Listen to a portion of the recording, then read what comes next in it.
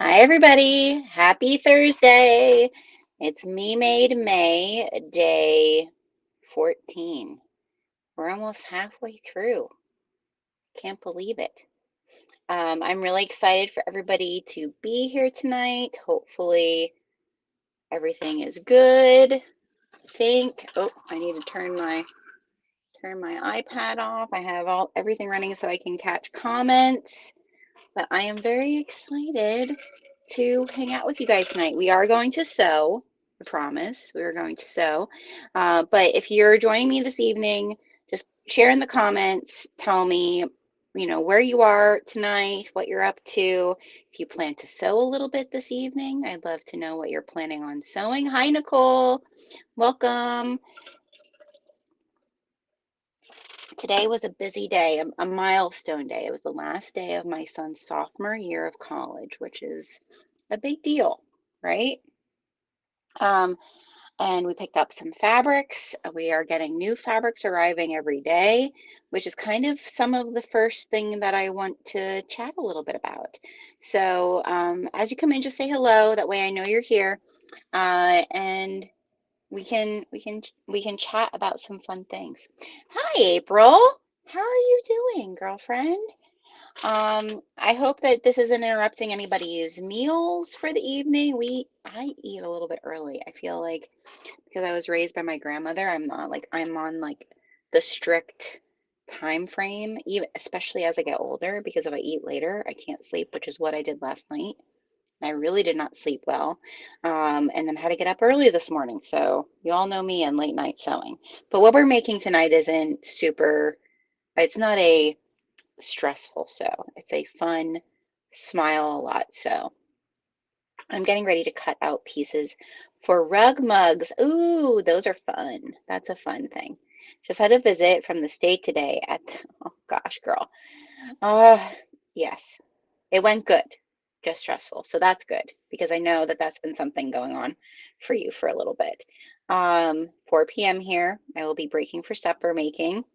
We did leftovers this evening because our fridge was very full. And you did your dressing already. Well, that's good. That's good. I just had a salad. I had a salad for dinner.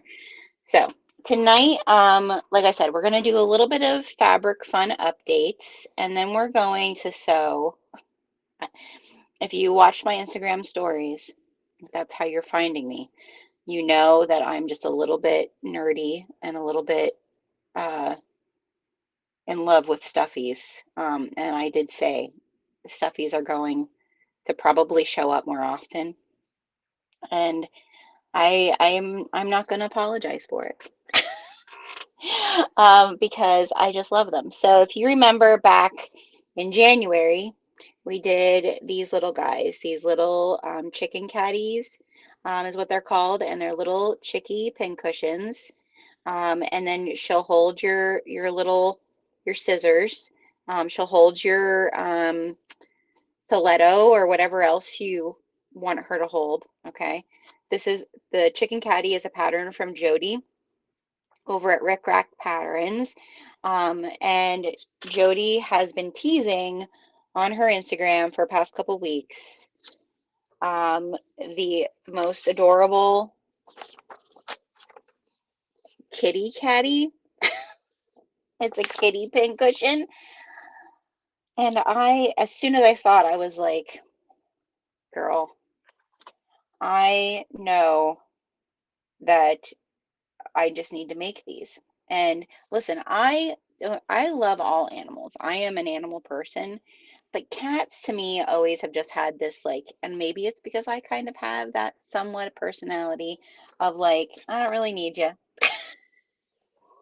Um, and uh, because like I love my dog that he can't live without me, right? I don't know what that says about me as a person, but it's really just with my dog. All of our cats, all of our cats we've ever had, because we have also had cats.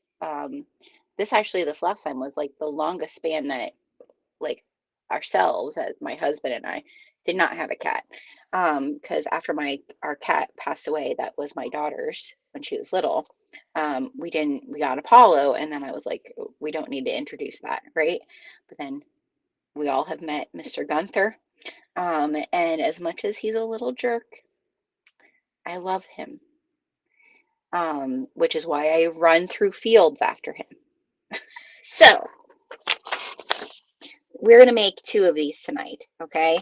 And we're going to be using fabric that I want to chat with you guys a little bit about because this is something new that we're revealing or offering, I guess I should say, over the past, I guess it's like 6 to 9 months. I've been doing a lot of research around other suppliers and manufacturers for fabric. Those of you who've not been here, or if you're on here, this is your first time meeting me. My business, Thunderbird Handcrafted, we started with hand-dyed fabrics. And a lot of the reason that I was able to do the hand-dyed fabrics was I really wanted to find a source that would allow me to, one, control or know what chemicals are already on the fabric, because a lot of times when you buy a white fabric, even t-shirts, they've been processed with something. And in order to get like really bright dyed fabric, you really need that raw cotton or raw linen. And so, luckily enough, I was able to find a supplier that was local to me, that I was able to find on processed fabrics. And so that's when my dyed fabric started.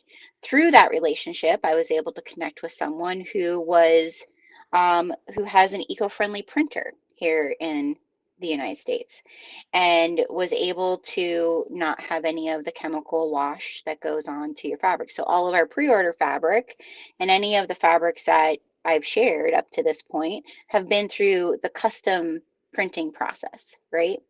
But as I started thinking more and more about like what else did I want to offer, it was really, there's a lot of amazing women artists out there.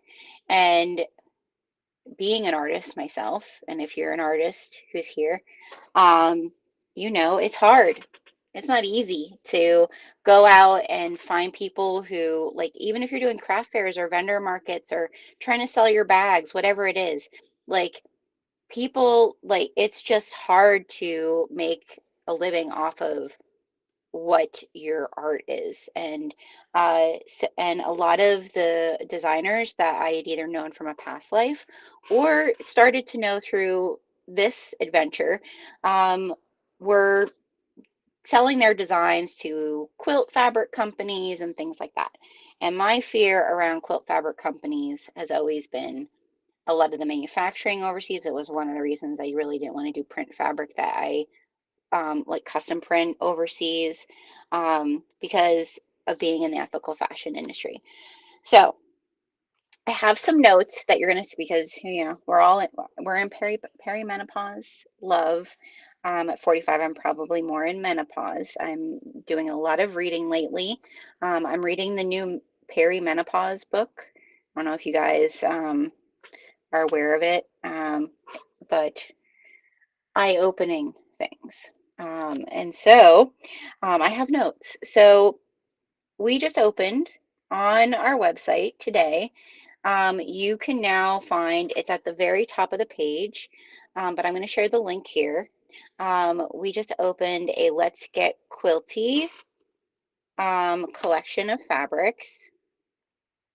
Okay, and so it's going to be a combination, just so you know, of designs and prints that I work with independent artists, and also designs and prints of women, female artists, female plus artists that I find that either I've one had a relationship with prior to all of this, and now I'm able to feel really good about supporting them, but also female artists that I'm meeting and that their manufacturing that they work through, I have done the research to understand what that manufacturing process looks like and feel good about then sharing it with all of you. Okay. So, something like just some like values, I think that, sometimes I think, I mean, I've had this said to me. I've had said to me, just stick with this. Why don't you just stick with this? And to that I say, I think, and that can be used in so many different fashions, not just in like your craft or in your creativity. Um, to that I say, we're all multifaceted, multi-interested human beings, right?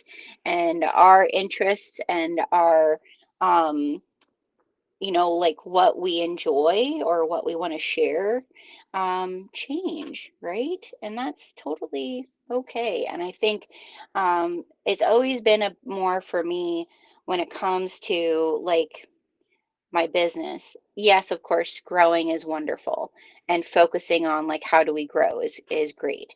But also focusing on the flow of my creativity has never steered me wrong. Okay.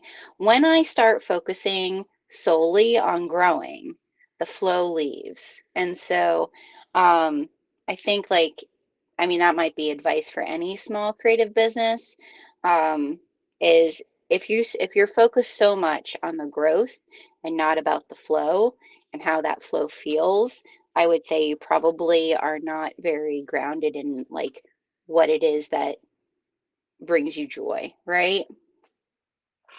I am an artist and I can't stick with one thing for too long. I have to paint, feed, so I need to grow an organic way. Yeah, and I think like that's kind of like for those of you who have been here through my channel when I first started bag making or when I first started sharing my, natural dyes. I mean, there's some of you who are here who probably remember when I did tea because I studied herbalism. If you've been with me for the long haul of my time here on the interwebs as the exennial that I am, you've seen a lot of different versions of me. So I just want people to know, like, one, bag making isn't going away, all right? Like, don't like, if you're worried about that or you think that it's not an interest of mine anymore, that's not true. Um, but I do think that there's so much more out there that can be offered. One, within the realm of bag making, outside of like the original kind of bag making area that I started in. Um, and then also there's so many other forms of sewing, and I want to be able to be a small business that really understands that you all are multifaceted humans, and at some point maybe you want to do a foundation paper piece with me, and need a different type of fabric, and or maybe you want to try apparel, which is one of the really great things about having access to an eco-friendly printer here, in the United States, that I know for sure that there's no chemicals on that are going to hurt you or your family. So just kind of like a little background there of like kind of why we're going a little bit like offering these things. Also, it's fun. Let's just break it down to that. Fabrics are fun, and I absolutely feel like the female artists that we are partnering with, and working with, each of them, if you knew their stories personally, I would have no, it's why I am supporting them and sharing them. Um, so to just keep that in mind as you go and look at things, it's not just because the fabrics are pretty, but it's also because that artist behind those pretty fabrics. And that's what I've done also with all my custom designs as well. Like we've really started moving more to, and you're going to see that as next year comes around. Our fabrics, any of our designs are not going to be ones that I just willy-nilly find out on the internet. Um, and not saying like that's how I've been doing, but it is a lot, as you see, and the pre-order, that's 200 plus different designs, right? You're going to see us kind of streamline a lot of those things. And almost all of the designs will be ones that I'm either working directly with that artist, for custom exclusives that are just for our shop, or for with artists that I know their story, and when you're supporting us, you're also supporting that artist. And I think like that really is at the end of the day the one of the most important parts of like why I have this business in the first place. Um, so let's see what else do I have here. Um, So, like now that you're looking, if you went and looked at the different fabrics that are over there. So first, we released the first one that we did was Jennifer Long. And if you know anything about Jennifer Long, she does Sew a Story. So this was the first release that we did. We do have some of these 1 yard cuts of the Thumbelina. Um, oh, you just watched the FPP hot pad tutorial. Oh, awesome. Um, so Jennifer Long, her handle is Sew a Story over on Instagram. You can follow her. But the Thumbelina collection was the first collection that I decided to bring in because we were heading to the Lancaster Quilt Show, and I really wanted to kind of showcase quilty bag making because a lot of my fabrics are bag making in a different, and if you're very new to bag making, please don't take this the wrong way. Everybody starts somewhere. But a lot of quilters, the type of bag making that I've been doing is not beginner bag making for a quilter. And so I really wanted to kind of showcase something that felt within their realm, right? Of like I could pick that up and I could try it and it could turn into something. Do you get what I mean? And so I decided to do the Cozy Cottage Tote by Square Stories, which is an FPP bag, quilted bag pattern with Jennifer Long's Thumbelina because it just, her her artwork is just so whimsical and dreamy, and very how can I say, like family inclusive, if that makes sense. A little background about Jennifer. So when she was she was training to be a professional ballerina, which if you didn't know, I was not training to be a professional ballerina, but my daughter was in ballet all the way up until 2 years into point shoes. I thought for sure ballet was going to be a part of her life for a very long time. Then she became in love with being an astronaut. Um, and so just her story and like what she did through dance, but then also where some of the connection with Jennifer and why I felt like I really wanted to support her and her designs and her art was she worked with building a community center in her hometown that was supporting families with creativity. And if you've been in my Facebook group for a while, one of the things that I did 2012, 2013, somewhere in there, is I worked at a community center. I didn't work there, I didn't get paid to do it, but I would volunteer at a community center and I was teaching women how to cook and um, we sewed, like we did all these things with their children. So it was single moms with their children, little kids, um, doing things that were kind of pulling in community and showing them like as a woman, you have this innate ability to, you know, really transform your life. And many of these women only needed one person, like they needed one person to tell them those things because someone hadn't. And so I feel like that part of Jennifer's story just really resonates with me and my own, and kind of how sewing has pulled me through different seasons of grief, different seasons of family dynamics. So that's why we will be showcasing Jennifer Long's work. We do have some of these kits available as well as some yard cuts of the Thumbelina collection. We also did grab a couple yards of, she does these like storybooks, which if you've been in like the home decor sewing world at all, you probably have seen the sewing books that come out for little kids. But we do have a few of those kits available that have like it's like a little bit over a yard you get that has like to build a book. And then I also did get some of her, she does these really great needle minders with each of her collections. So I did grab a few of the needle minders. Um, and so this was the first collection that we put up there. So you'll see those 1 yard cuts of the different designs. And then also we do have some kits and so forth. And any of the kits that we build with any of these fabrics will usually have dyed fabric that I have dyed specifically to go along with that collection.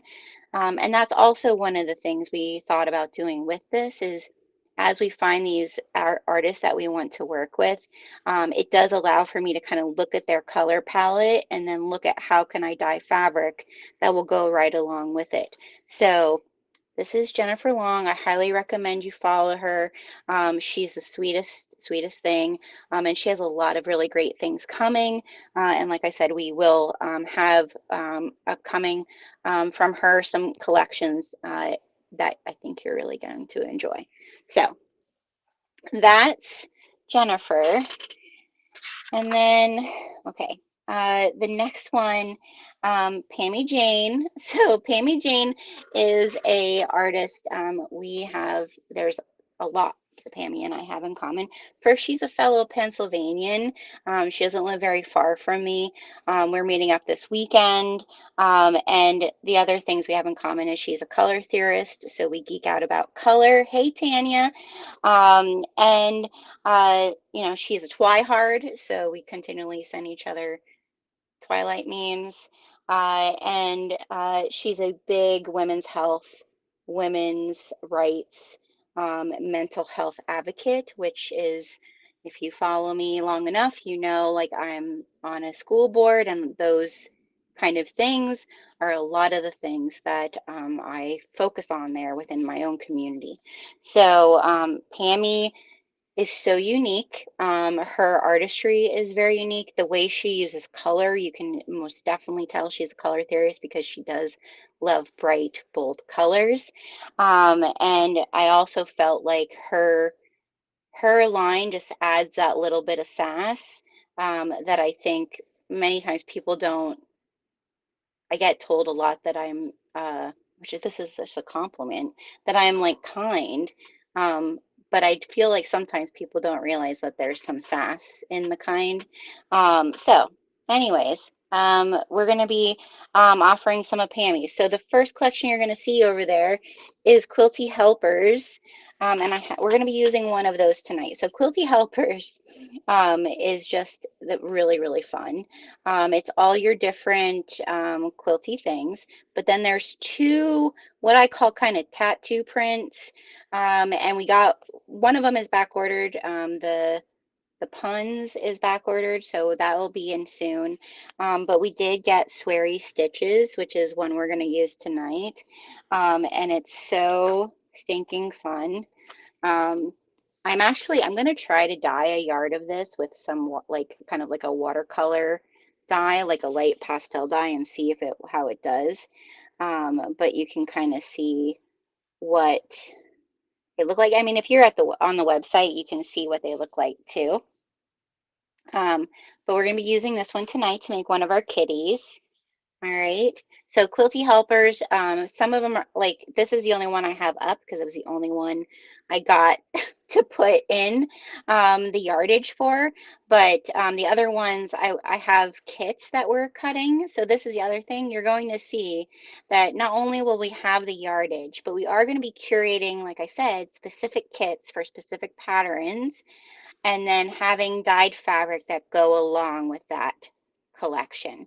Okay, so just any of the extra yardage we have that isn't going into a kit, that will go up once that kit has been curated, and then you'll be able to order whatever we have left over. If it becomes a popular print and I am able to reorder it, of course we would reorder it, but the thing to keep in mind, especially with if you're in the quilty world, you know, sometimes it's a run and then they don't bring it back. So I would on the side of caution that if you really love a print, that you snag it. So Quilty Helpers is the first one we're getting from Pammy. She does have quilt patterns. Um, she does, and like I'm not going to carry any of those quilt patterns, but she also has a book, which I'm going to talk to her this weekend about potentially having some of her book available. Because she has a book of patterns too. So I'm going to chat with her and see if we can do that.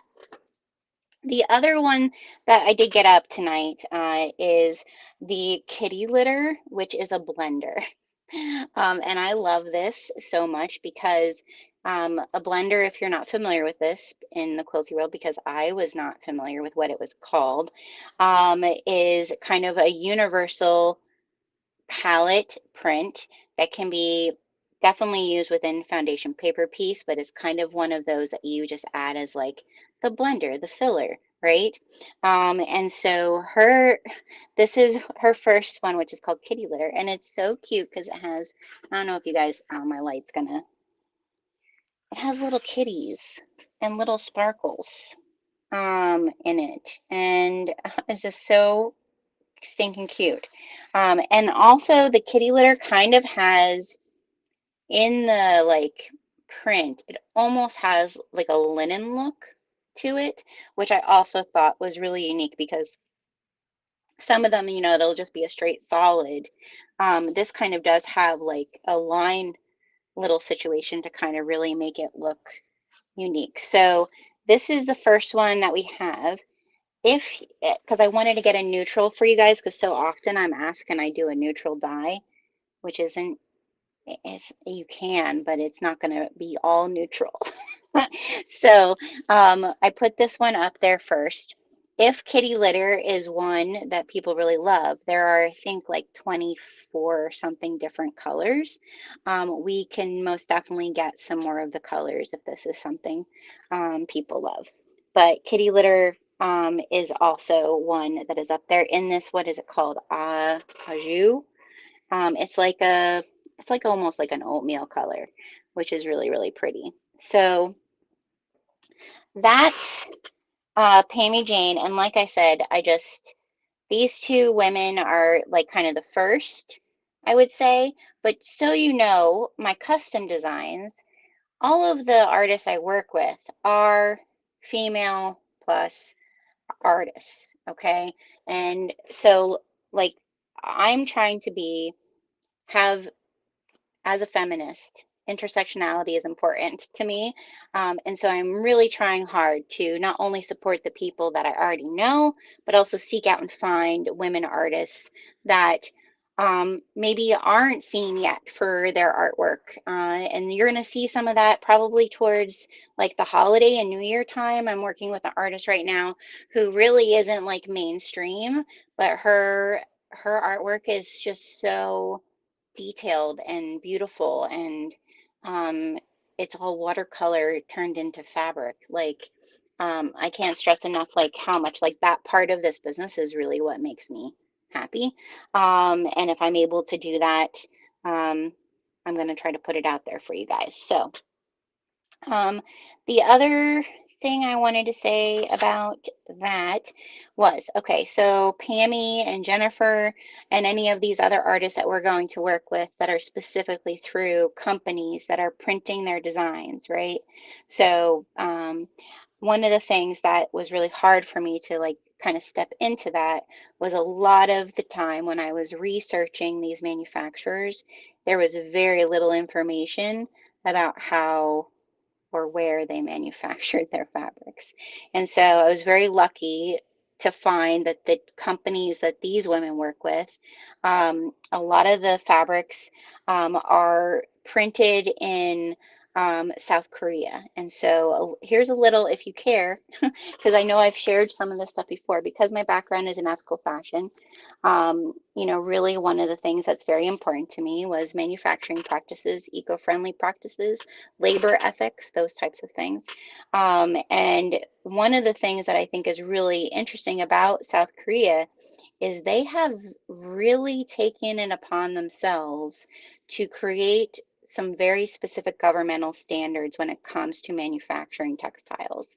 And they're very unique when it comes to the other countries that are in this industry. And so what they've done is they've really set a precedent that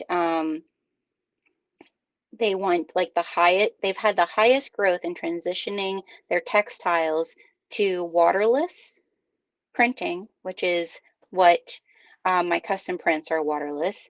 And also they have created very robust standards and actual like where they have to come and certify the manufacturing site in safety and labor practices. So it means every year someone has to come and review that facility and make sure that they are abiding by that certificate. Okay. Um, and then also they've started implementing a chemical certificate to that, which means the chemical amounts of stuff, like I'm sure you guys have heard, like that you have chemicals on your clothes all the time, right? So they are also the highest growth in like certifying that they are not allowing that. And so it really is something that's, because of my background, really important. And I want my customers to know that I don't choose to do something just because it's popular. I choose to do something because I'm going to do the research to make sure that I can feel good about providing you something that's exciting and popular.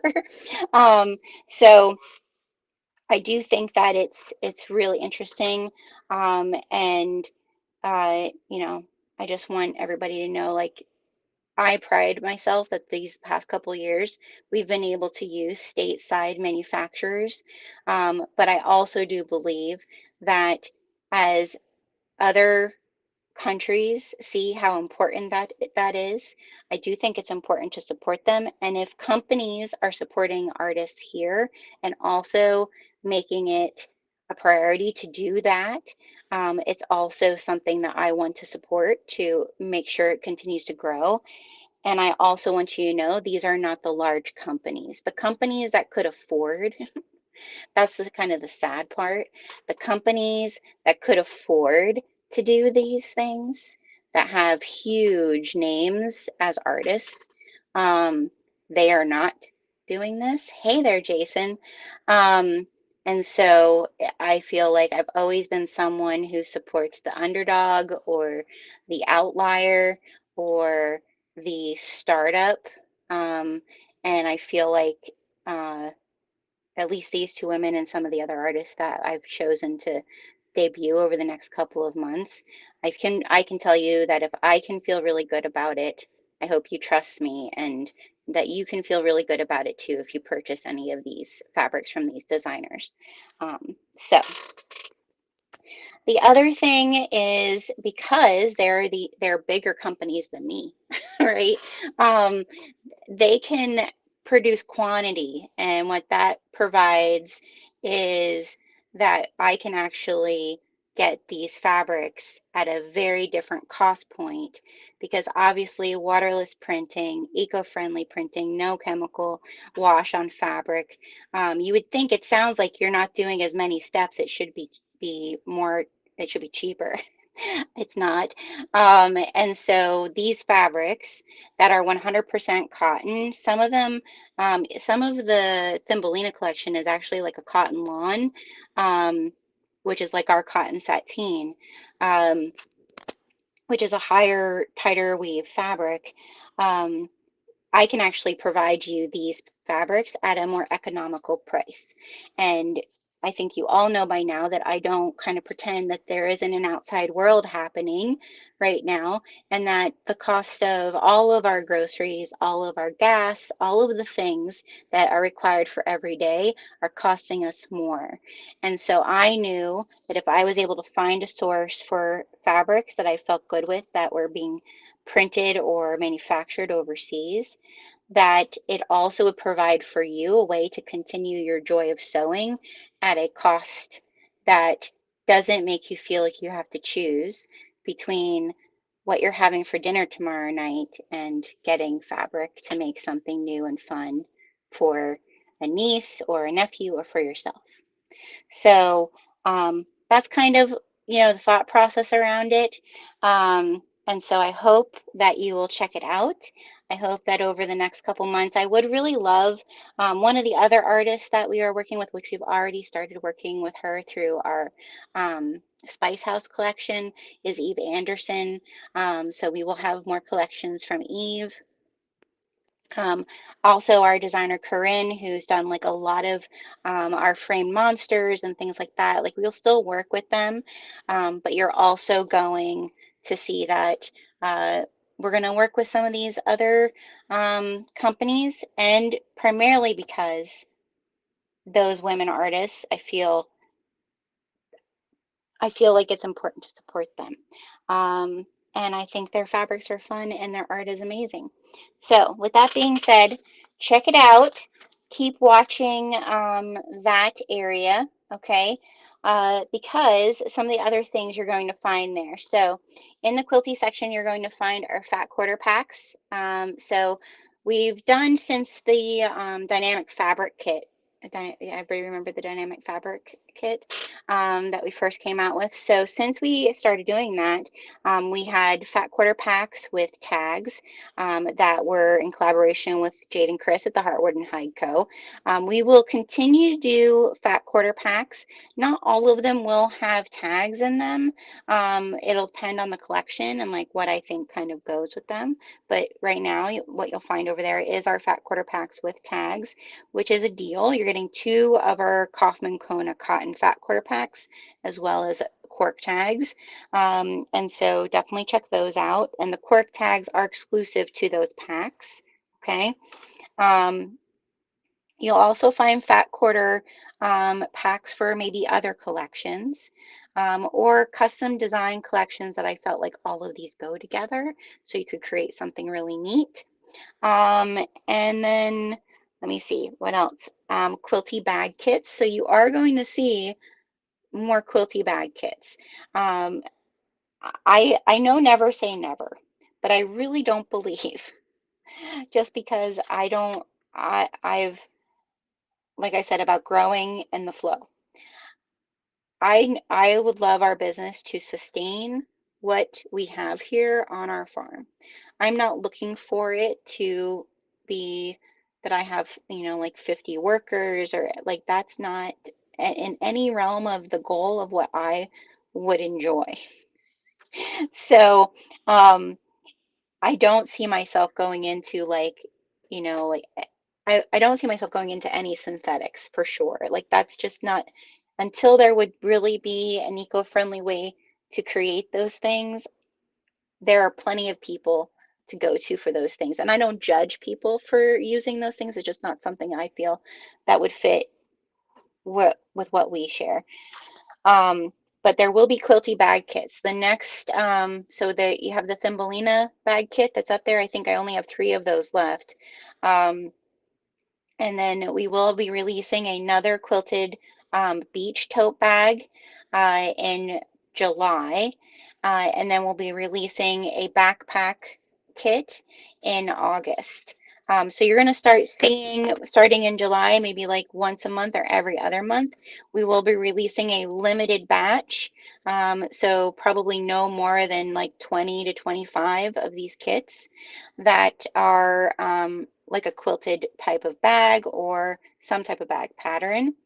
Yep, there went Apollo. He hears somebody probably getting food, is what he's doing. Um, so yeah, lots of fun new things. I think that, it's not necessarily, I feel like one of the things I wanted to get away from, and when I say then that there's going to be new kits every month, it sounds like I'm not, but I did feel for a little while like there was like this chase to like, what's the next new thing, right?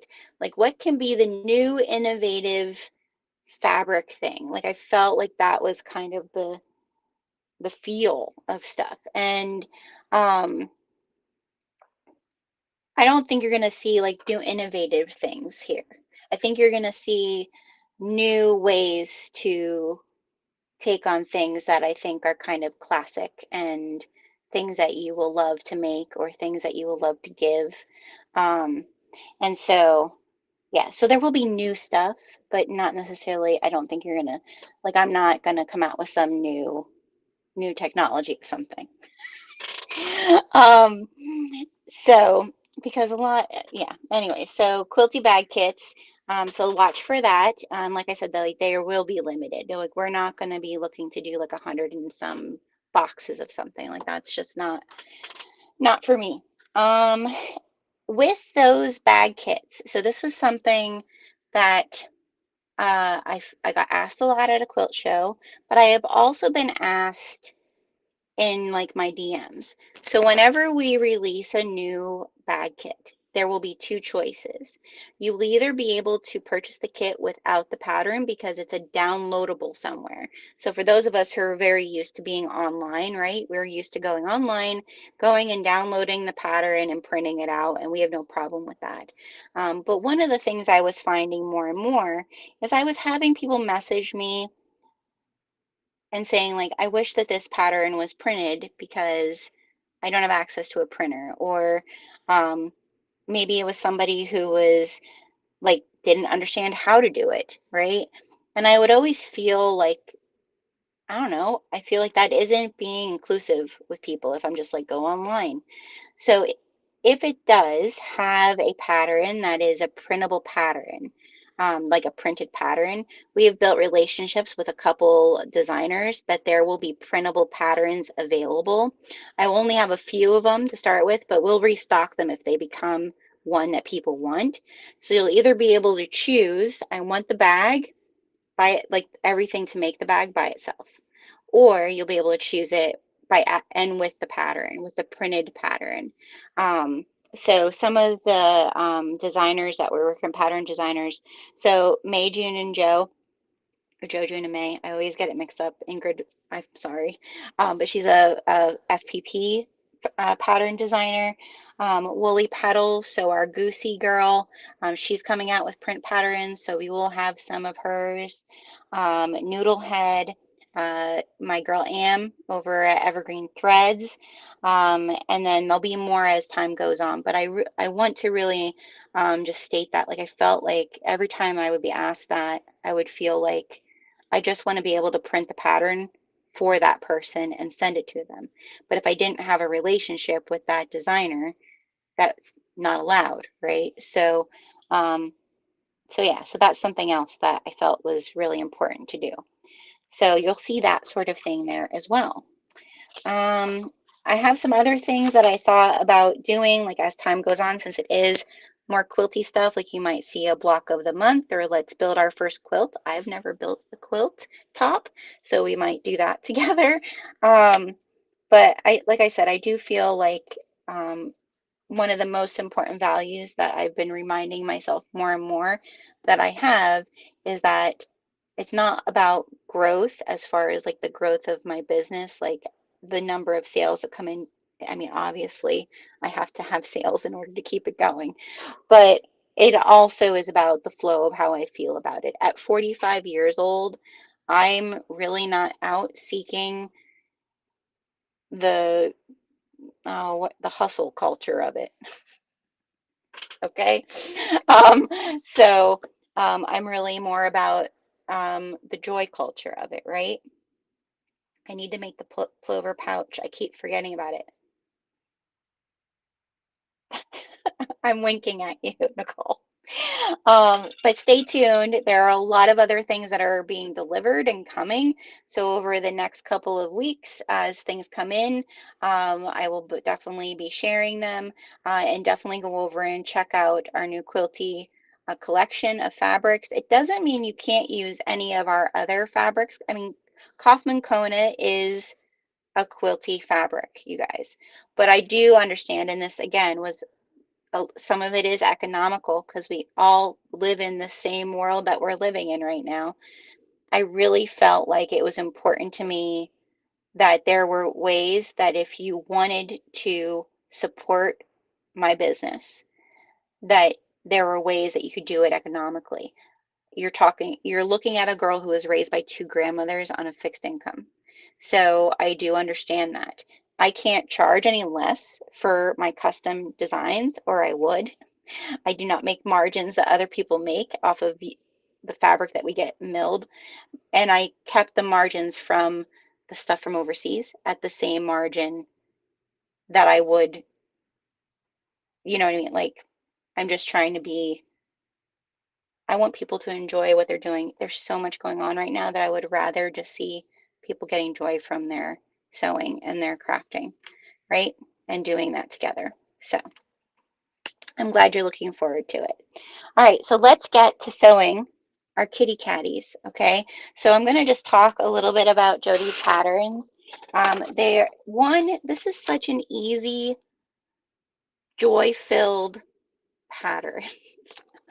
Um, the whole time you're doing it, you're going to smile. And I haven't even made it yet, but every single thing that I've made of Jody's has made me smile.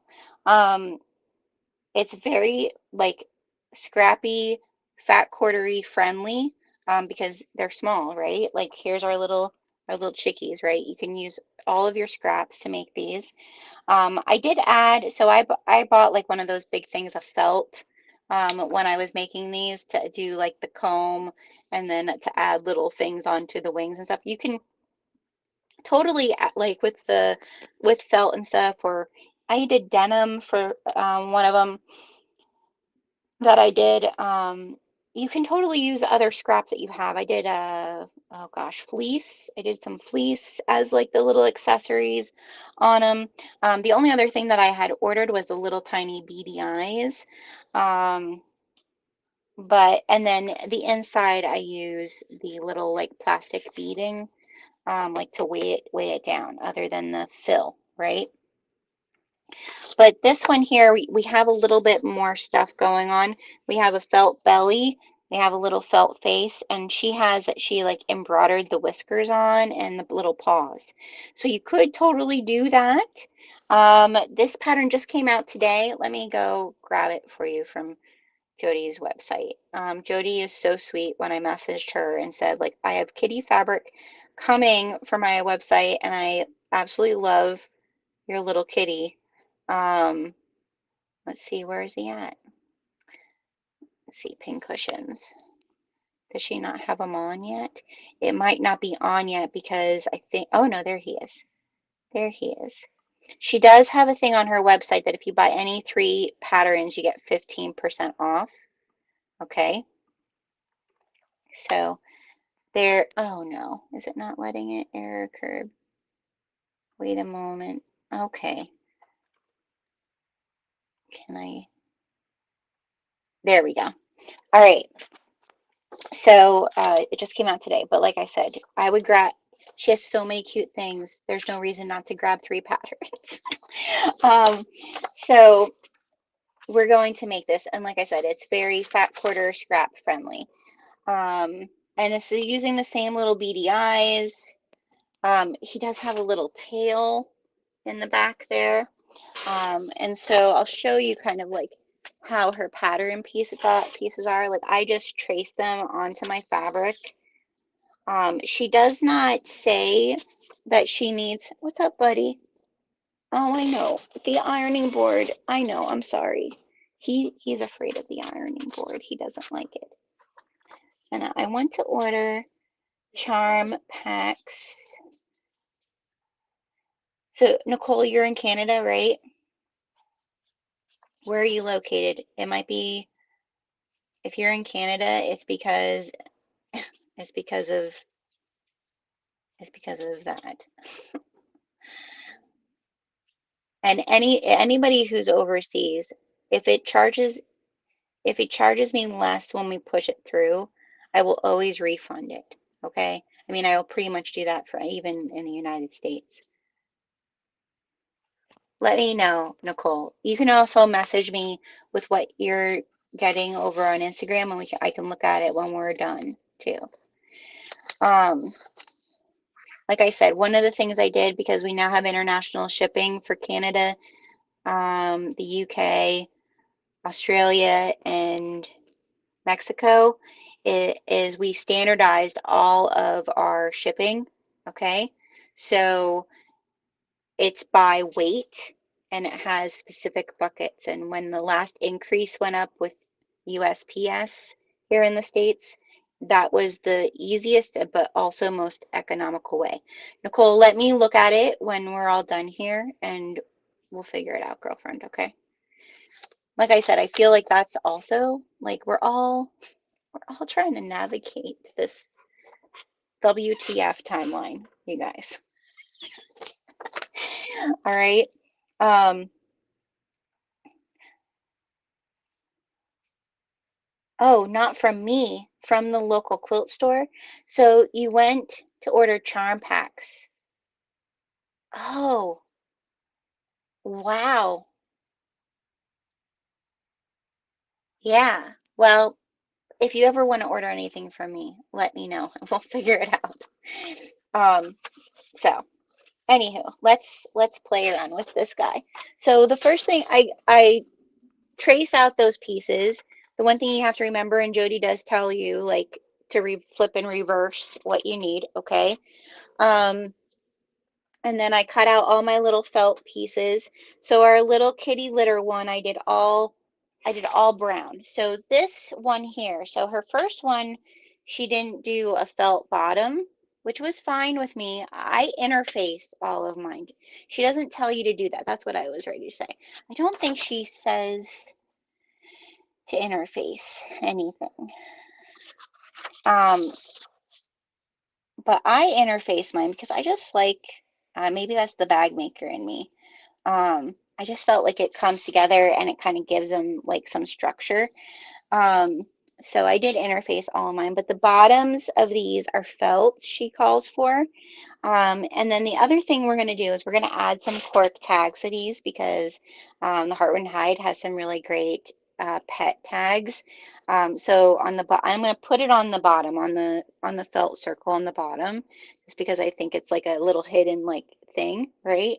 And so I have these that has my cat as my Valentine for our little oatmeal kitty litter one. And then for our sweary sweary one, we're gonna do this little like peekaboo kitty. All right.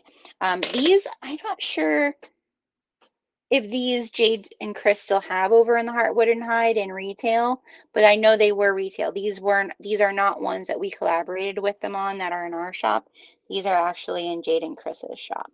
So those we're going to do. And for the little sweary kitty, I did gray for his belly, and then I mean, no, gray for his bottom, and then we're doing a little black belly and a little black mouth. And then I have little gray circles that I thought I'm gonna give him like gray circly eyes, I think, with the little pin eyes in them, but to put little like awkward shaped eyes. And I saw someone who put down about the butterbeer fabric for the kitty. I saw someone say about that. Was it Tanya or Laura? Someone said about the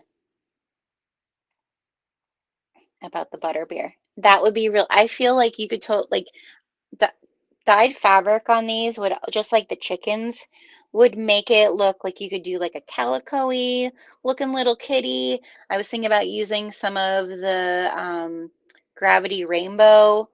Like, how fun would that be? A pride kitty. Um, so so there's that. That's what we're using. And then I have two little pink noses eh, on the felt. So um, so that's what we're doing. And we're using my domestic machine to make these. I have my iron right here next to us. The light is on so that we can see things. But thank you all for being here, for like me sharing some updates and like kind of the ethos or the reason that this is kind of an evolution of the shop. Um, I always kind of sit and think to myself, because I have been told so many times in my life to stay in my lane. I don't really think there is a lane. And so at least I've never stayed in a lane. Um, so I work like, I think some of like when you're self-conscious or like thinking about like how people can perceive things, I think sometimes I'd be like, you have too much stuff, like people aren't going to be able to focus. But at the same time, if you are someone who's creative and you're enjoying your creativity, the focus is the flow of all the things.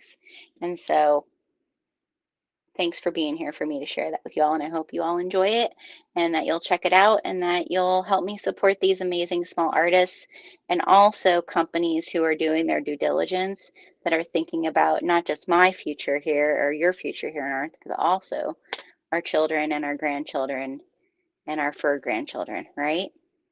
So, hey, Sarah, welcome. We're just going to get started. All right, so here's a poll. Let's vote. Should we do kitty litter first or should we do sweary kitty first? Which one should we do? Kitty litter or sweary kitty? Which one do you want to do first? Because we're going to do them both, but which one do you want to do? Let me know in the comments.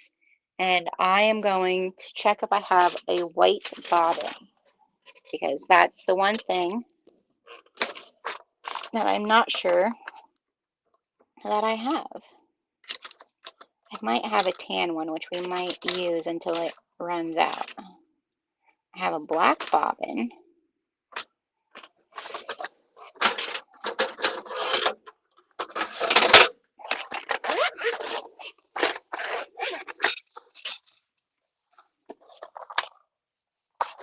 I have, what's this one? This is a brown. That's a brown. I probably could use that. Well, I'm going to have to use that because it's my last bobbin. I feel like I just bought bobbins and I'm already out of, like, they're already all full with something.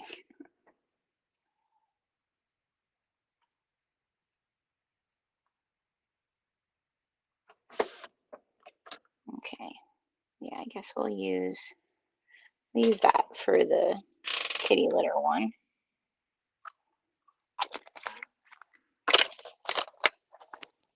Probably can use the black bobbin with the white thread for the sweary one because that's the colors. Okay.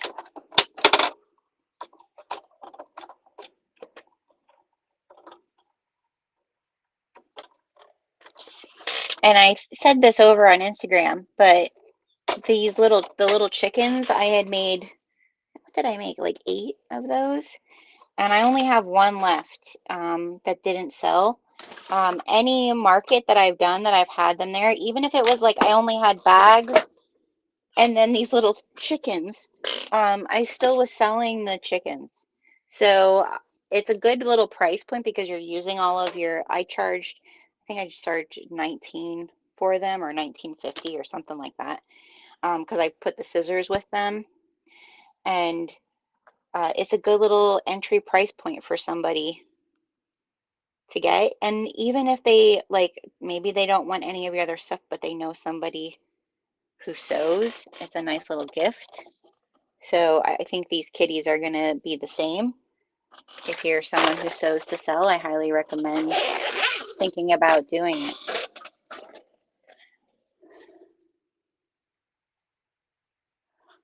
What? Lurk mode on? I gotta fix this flight suit for work. All right. Thanks, Jason. Sweary kitty? We're doing sweary kitty? Is that what we're doing? Sweary kitty, sweary kitty. See, I knew you guys.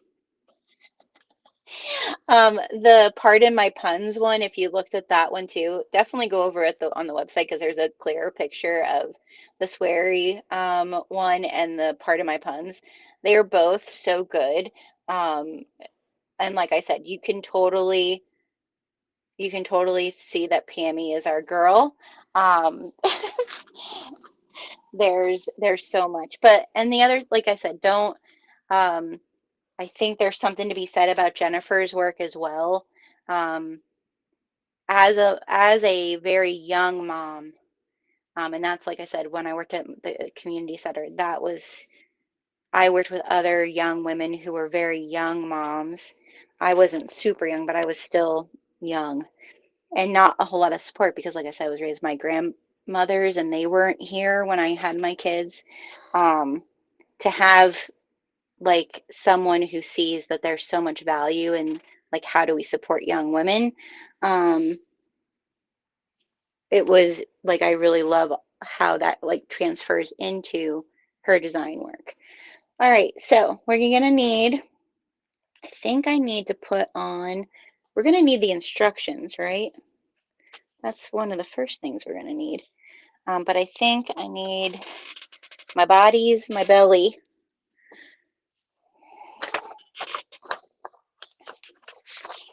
Let's see here.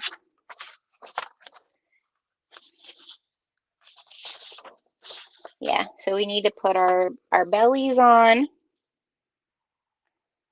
and then we're gonna start piecing them together. So I have my,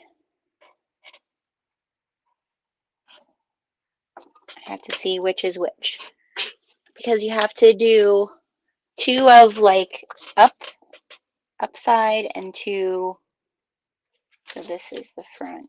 Yeah. So these are the two I need first to put my belly on. And we need the other light over here because banana eyes are, what? Not that that does that much. Man, what I wouldn't give. I know my girl Janie isn't here, but if anybody follows Winnie Mama Sews, Janie, the window that she's getting in her sewing room, like the big window with her shutters, is like peak. I wish I had the other thing though too, like actual lighting in here, because at some point it needs to get better. I need to find my marking pen. Okay. All right. I love, there's a thing on here and then it says they see me. Oh my gosh, where is it at on here? I have to read it off of my fabric, but it made me laugh.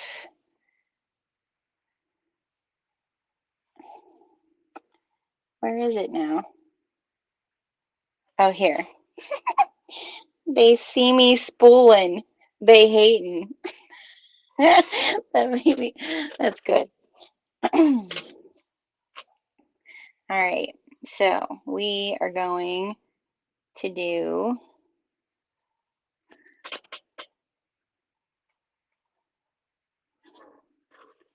I think, yeah, I need one like this and one like this. So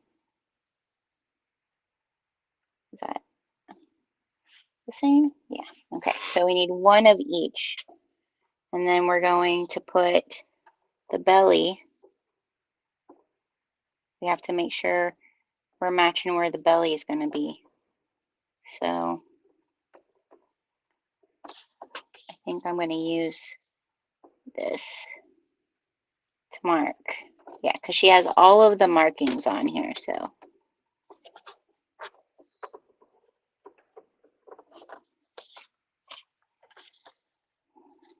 So here's another one. I'll tell my husband what the vote is from everybody on YouTube. Who thinks we should get alpacas? I'd love them. I will tell you, lately, I don't know what it is. I know that I am changing uh, at 45. Like, my personality is most definitely changing.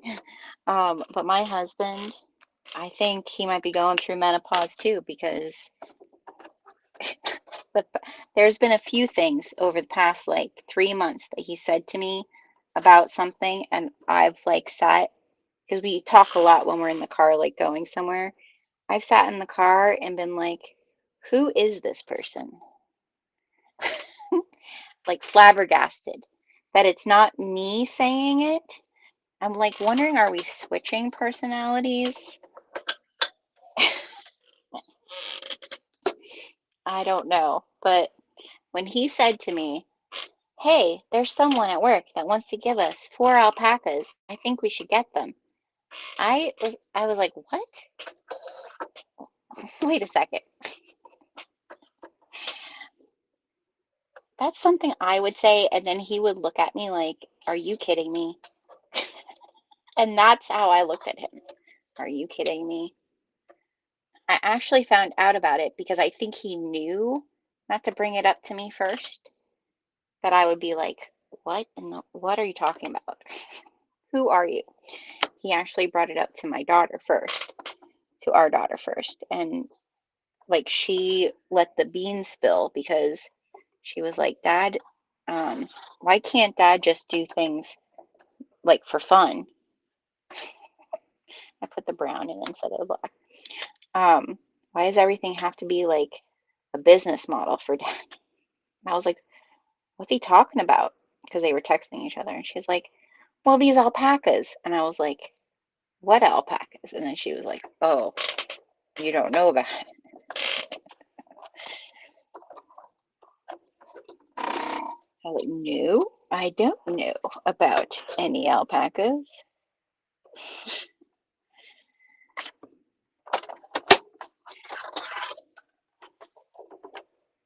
All right, so I'm just going to stitch the um, little belly on. I think I'm going to increase my seam allowance a little bit.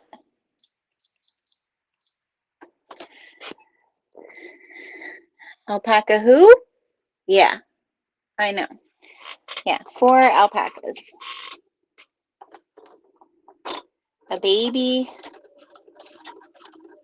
2 boys, and the mama.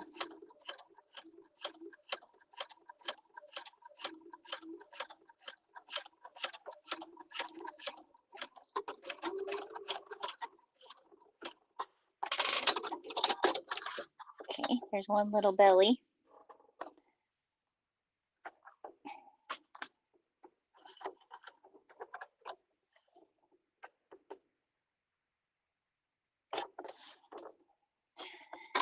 I mean, I'm not gonna say no, never, but I was like, I don't have time to start a whole different type of dyeing, DJ. What is going on? What's getting stuck?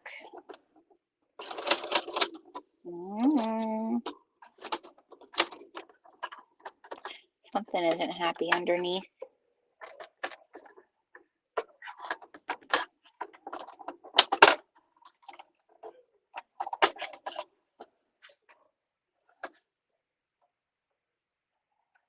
Oh, it's not underneath. It's up here. What's going on here?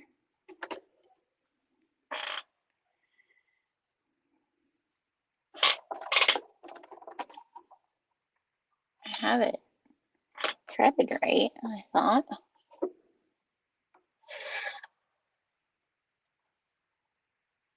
And it's coming off of the spool okay.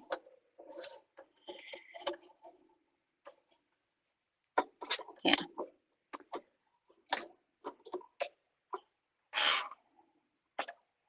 And the whole dye process for protein fibers, so like wool, anything that's not plant fibers, is a lot more in depth and also very uncomfortable. Everything has to be done with like really high heat. And who wants to be standing over a boiling pot of dye? Not me. I said if our daughter wants to do it, but maybe over the summer. Anyways, that's why we're going to this fiber festival, to learn more. We'll see if I think he's waiting for me to give in, which I probably will, because usually, like, I don't know if anybody else's partner is like this, but my partner usually, like, he doesn't ask for a lot. I feel like I'm probably the one who asks for more stuff, like, not like in stuff, but like to do things or like ideas, right? DJ usually is like pretty content with like whatever is going on, right? He doesn't usually ask for, but like the fact that he's asking for alpacas just feels very like, why is that the one? Why is that the ask? All right, so now we're gonna match up those bellies.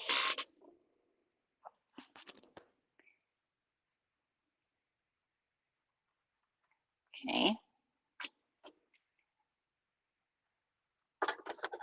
And we're gonna stitch down. So I feel like it's almost like if I don't say yes, it's like,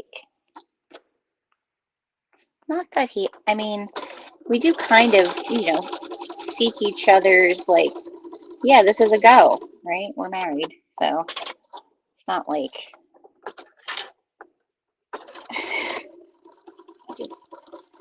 oh.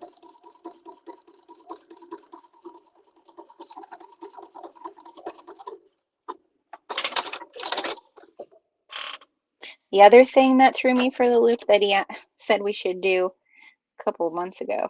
So does everybody know like those, it's like a digital calendar for like in your kitchen. It's like I mean, it's basically an iPad, but it's like has a calendar and there's an app that your whole family can like connect to, right? Um, and I'm the planner in the house. Like there's no doubt about that. And we're in the car and he's like, I think we should get one of those like calendars that uh like everybody could connect to with their phones. And all of us in our house have Apples except for him. And I was like, well, on our Apple phone, we kind of can already do that, honey. He's like, no, no, like, like one of those, like, that it's an app, but then everybody, can go in and check it that way. And he used, like, that way I'll know when, like, you have stuff planned. And, like, I won't, like, if you need me, you could put it on the calendar. I was like, where is this coming from? Because whenever our whole marriage with children, whenever I've tried to create a universal family like plan situation, he's like, someone's gonna like something will happen, the plan won't go as planned. Like, again, the cynic. So when he said about this calendar, I was like, where did you see this?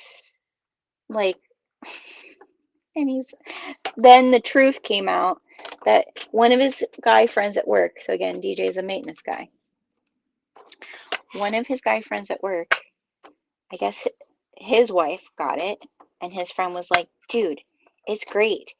If you get your thing on the calendar before your wife gets their stuff on the calendar, you can just say, like, hey, I have stuff going on that day. I can't do that. I was like, I knew there was a motivation. Because when he said he wanted one of these calendars, I was like, you will never use that. Like, there's no way. Hence to say, he like convinced me, like, no, I think we need one of these because now the kids are home, like Izzy's home, her boyfriend lives here, like it would really help us know what's going on with everybody. Do you know who hasn't used that calendar yet? DJ. He's connected to it. He's like, you're too fast. You get things on there too. I'm like, no, I just use it. Oh, all right. Now this side, are we just doing the front first? All right, I'll stop chatting. I feel like sometimes the chatting's good, sometimes I'm not chatty at all. So you get what you get.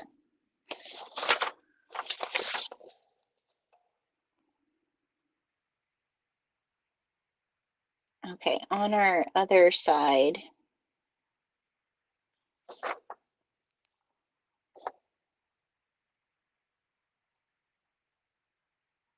okay, so we need our little mouth first. We have to sew that on. Okay, because that goes right there. I think I used my,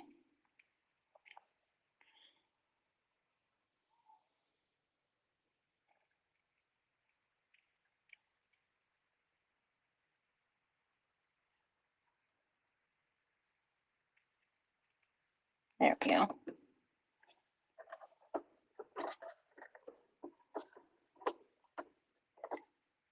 And now I feel like I'm going to have to I'm gonna have to glue some of this down, I think, because, yeah, I think that's what I'm gonna do. And I'm gonna set it aside to let it like dry.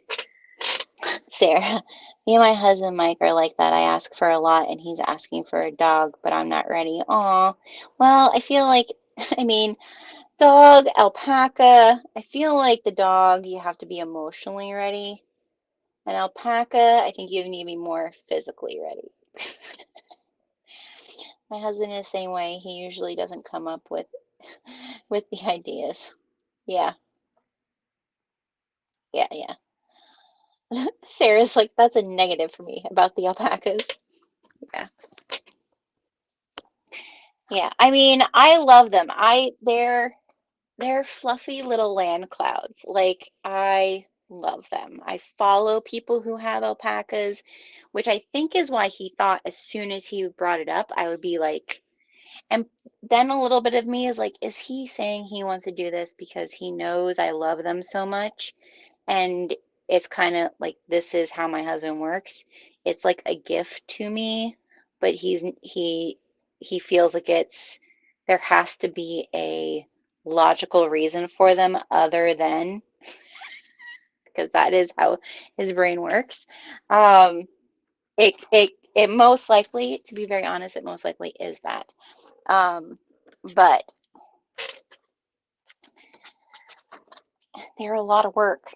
So I've been making him watch alpaca YouTubers to show him, like, this is why I haven't asked you for an alpaca, Dennis.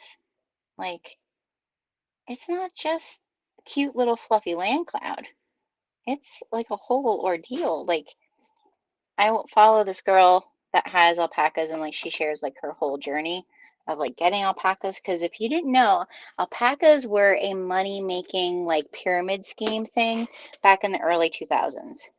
Um, it was not like, because alpacas aren't, like obviously they're not from the United States. Um, so climate, all of that. And she's like, the main reason to not get alpacas, if you wanted an animal that can find the most unique way to die, um, get alpacas. So, like, that's also part of it for me. It's like, I don't want to have something that I'm going to get attached to, and then because we're learning, uh, I mean, the one nice thing is we do have, like I said over on Instagram, our vet, he has two alpacas. Uh, so it's not like, and we have a really good relationship with our vet. He only lives like 5 minutes away from our house. So could we potentially? All right. So what I did is I just added my little pink nose, and then this is where she embroidered his mouth and his whiskers. I don't know what I'll do. We'll see. I'm going to let it set for now so that can dry. All right. Now,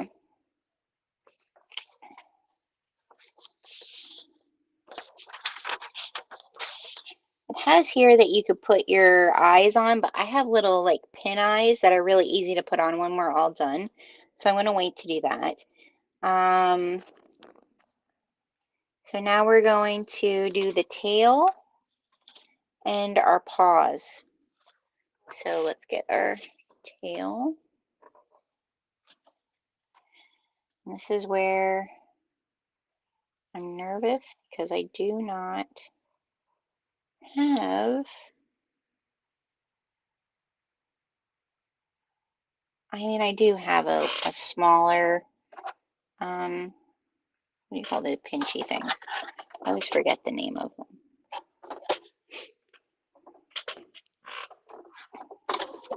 To turn this around, this is a little scary.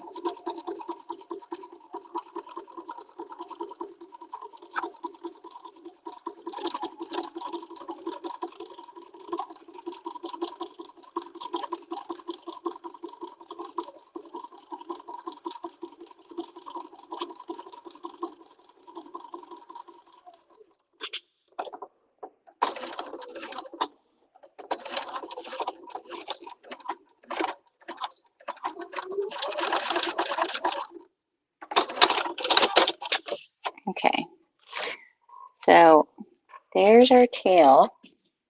What do you call this thing that I have in here? I always think forceps, and I know that is not, that is not the word.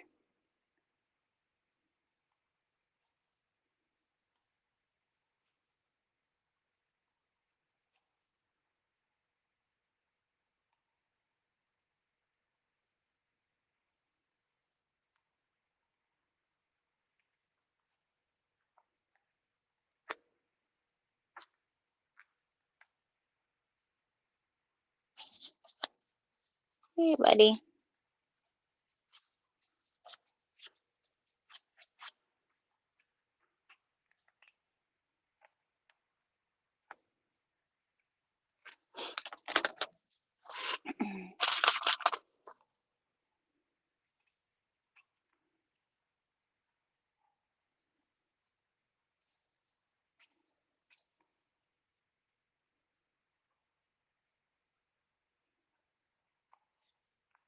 Get my little turning tool out, and then we're gonna press this, and then I need to get stuffing, I guess.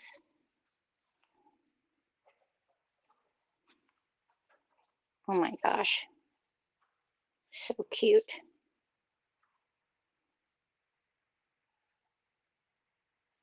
Oh my gosh, that's so good. I have quilty as F right on the tail. We're gonna have to make sure that that's showing. All right, let me iron this.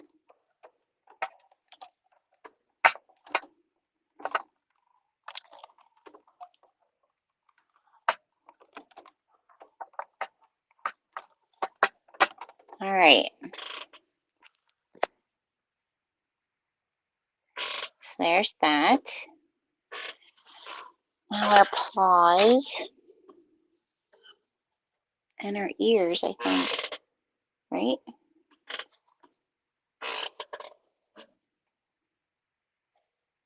You probably could cut little like felt things for like the inside of their ears, right? I did not do that. Supper is ready for the man of the house. Chicken Caesar salad. Coffee is ready. Oh, coffee. Coffee. You're having coffee at 4. What time is it? Nicole, you said 4? You're having coffee at 4? There would be no way. No way I would be sleeping. I actually had a Caesar salad, like well, it was peppercorn ranch salad, but it was like a tomato basil chicken and chopped salad. I guess a chopped salad, not really Caesar salad, but similar. I prefer that for dinners. Yeah, last night I ate too late and I did not sleep. Apollo was very annoyed at my tossing and turning. Weren't you, buddy?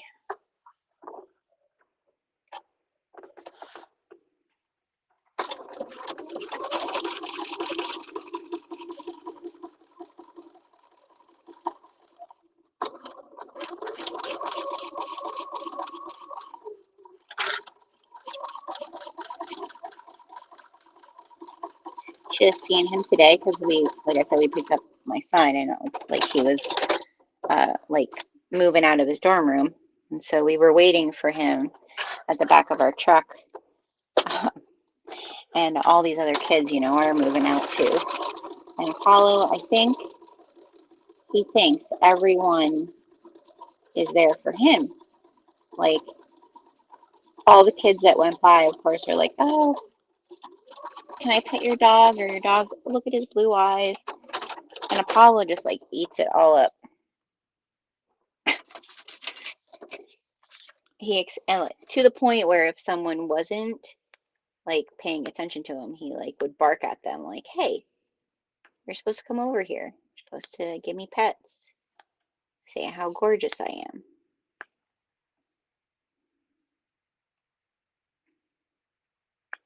Just doing little snips around these curves.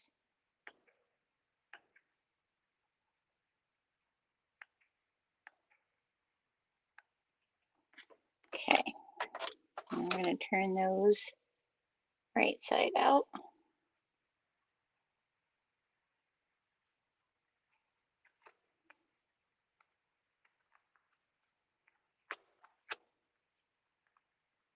I like designs like this that are like monochromatic, but it's just like the drawing. Um, that's one of the reasons I thought this collection was really cool. And then we got a few of the other designs that I thought were fun. I do have woven labels coming as well that go with this collection. So any of those types of things too that like specifically go with one of these collections, we will put it in that area too on the website. Okay, come on, mister. There you go.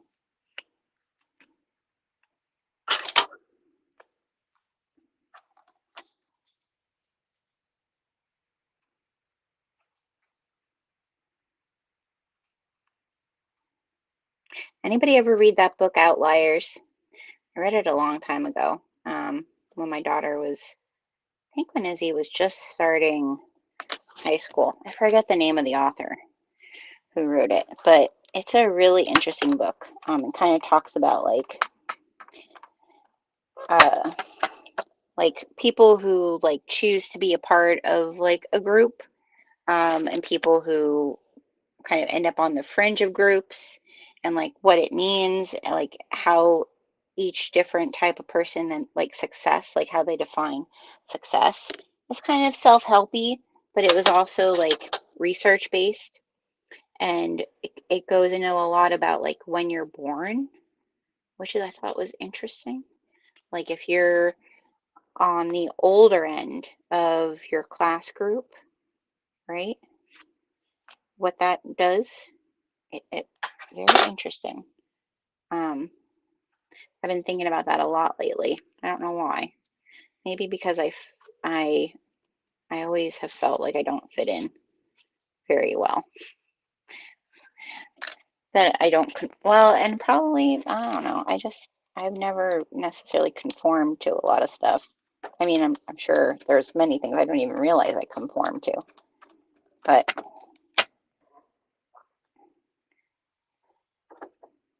let's see. So which paw we want to have which way? I feel like the little safety pins should be, and then this one says sewing like like a badass, quilting like a boss. That one's definitely gonna go. All right, and then quilty AF needs to be on the tail that we see it. All right. Um, Now what? We're gonna, I guess I get to stuff my tail, I would think, before basting it into position.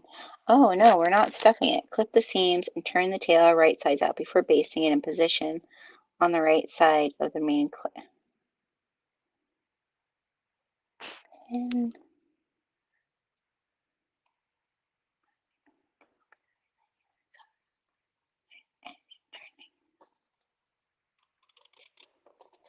oh, so we're not stuffing the tail. We have to be.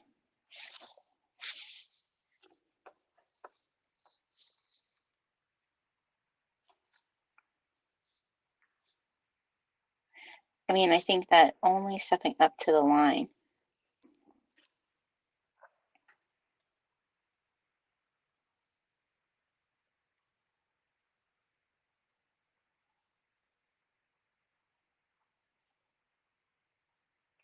Yeah, we are stuffing it. I thought so. All right, I need to find my stuffing, which is in here. Also, something to look forward to. I don't know if people are. I mean, I feel like there was a good amount of responses over on Instagram. If you want to go vote. Hey there, Gunther. We're doing kid stuff. You want to say hi to everybody, you little jerk? Huh? Yeah. Oh, are you purring?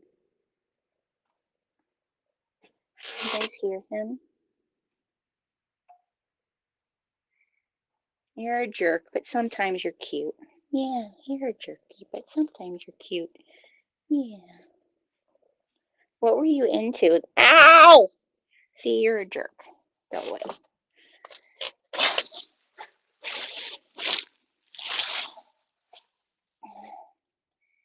His purr is so loud. Now he's over harassing Apollo.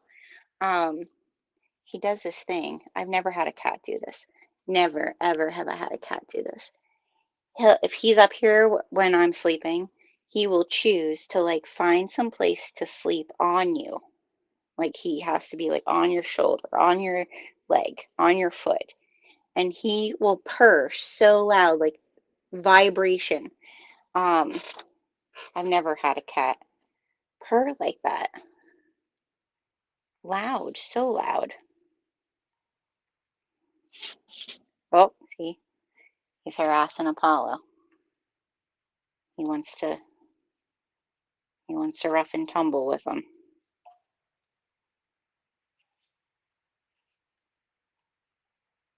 Apollo just wants to chill.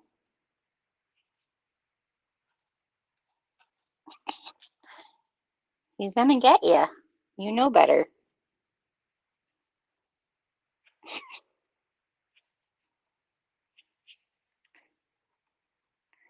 Don't know how. Okay, there we go. Are you going after him now? You glutton for punishment? There's something else together. I forget where I was at before I saw Gunther.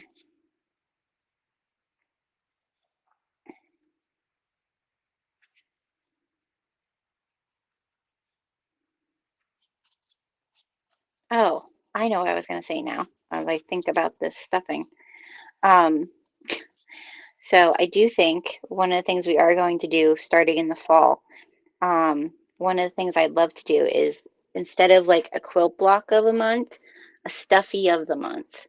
I think that would be really fun and combine like hand dyed fabrics with other like stuffy patterns.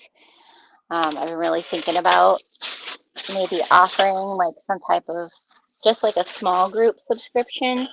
Not, oh, I have some out here. Not like crazy. Like I said, I'm not doing 100-person kits. Um, but I do think that would be fun to do like a stuffy of the month because the other, and some of it is somewhat selfish because I ended up, I don't want to see if it's selfish. Some of it is self need is I bought an entire, I didn't realize it when I bought it. I think it, what is it, 170-pound thing of this fluff. Like, when am I ever going to use that much fluff? Never. Like, I'll have it, it'll be at the estate sale. I can't get this in here. Let's leave it around, maybe.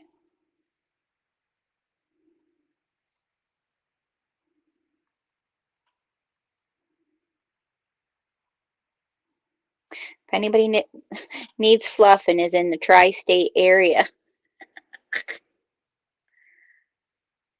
I love that idea. Stuffy of the month. Yeah, I don't know. I feel like it's somewhat of an easier sew, right? Because you're just kind of you're straight stitching for the most part, right? Which we all need like a good win once in a while to kind of keep the sew mojo going. But they also make really good gifts. Like I think that's the other nice thing about stuffies is I think everybody does appreciate a stuffy. Like I know my husband's grandmother, I made her one of the geese from Woolly Petals for Christmas. She loves it. She has it right at her doorway. Okay, think I think we have enough of stuffing in that. All right, because now this needs to, yeah, okay. I need to do the paws too, but we're gonna get this on here. All right, now I need to find which one is the tail.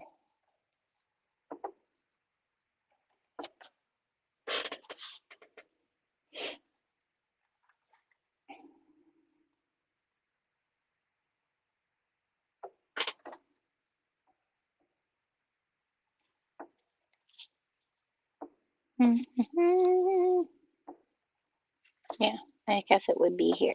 Yeah. All right. So we're gonna mark where the tail goes.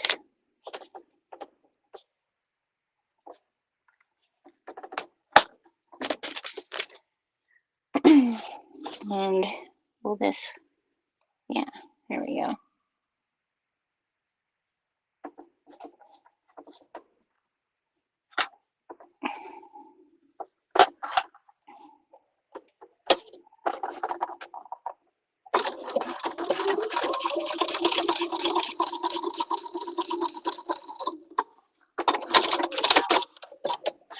Okay, there's the tail. Now we have to stuff our paws. And it says not to put stuffing like all the way back. You just want a little bit of stuffing in the front. So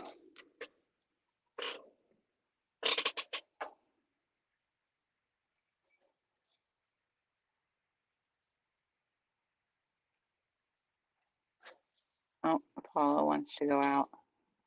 Apollo! Dennis, are you taking Apollo out? Oh, you did? Did you watch for Gunther? Okay. He's quick.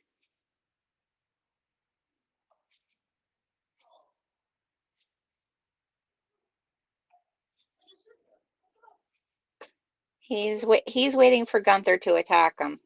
That's what's going on. They've been going back and forth.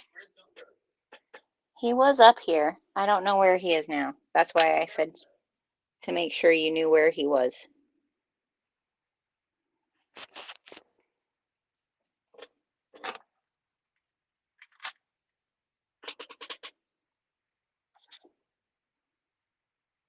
Yeah, this morning when we were ready to leave, the little bugger ran out, ran across the street. I wouldn't worry so much about him because I feel like he wants to be an outside cat. But the first thing he does is run across the street. And I'm like, you have no fear of the street, which is not good. We do live in the country, so there's not a ton of traffic, but it only takes one.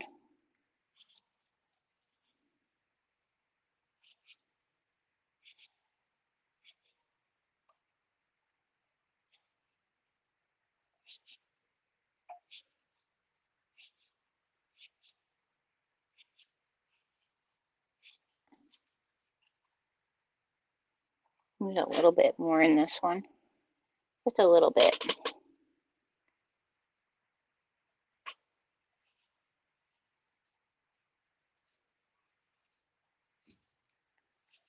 Okay.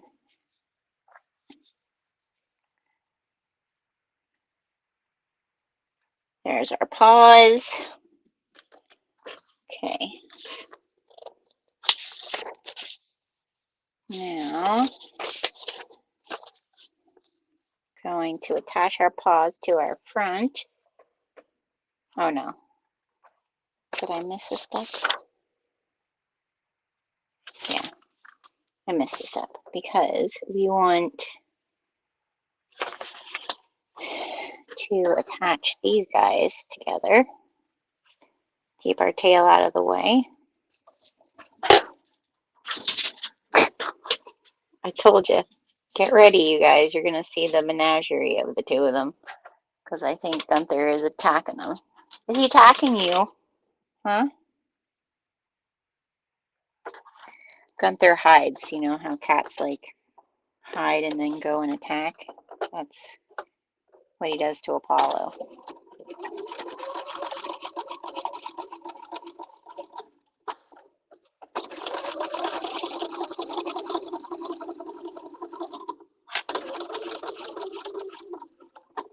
Okay. So I'm going to go partway down here. I need to leave enough of an opening here. And then I'm going to come down a little bit before the tail and start again. Are you going to come over here, buddy, to get out of the way? Huh?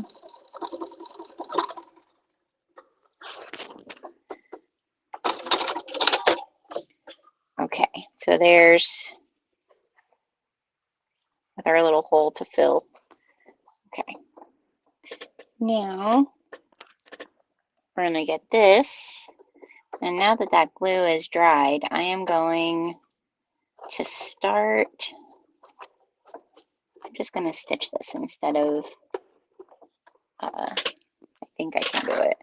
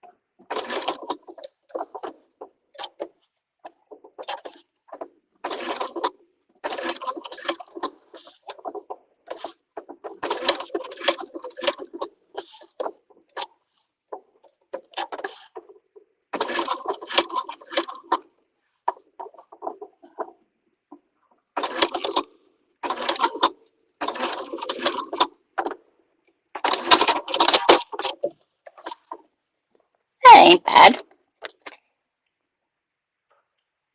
Embroidering it would be better, I'm guessing, but for what my needs are,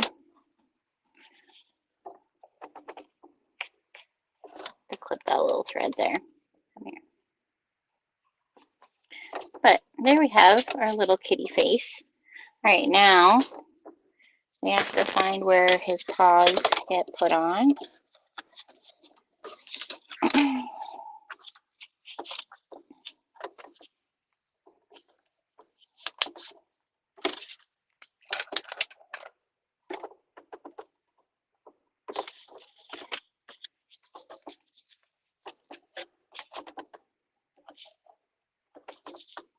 Oh my gosh, this is adorable. All right, so which way did the paws go? This way? Oh, I put his paws this way. They're the wrong direction. I have to put them the other way. I have to put them this way. Oh well. Oh, but that's upside down. It must be this way. Yeah, okay. All right, so we're gonna just stay stitch those on.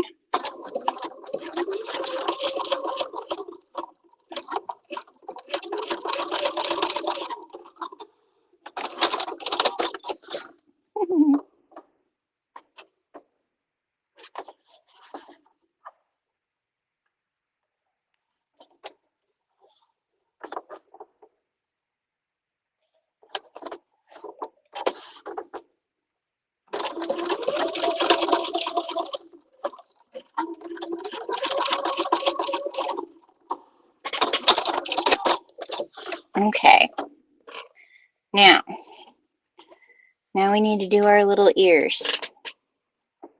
Okay, so here's my ears. Let's see which is which sides. This little curve is important, I'm pretty sure. Yeah.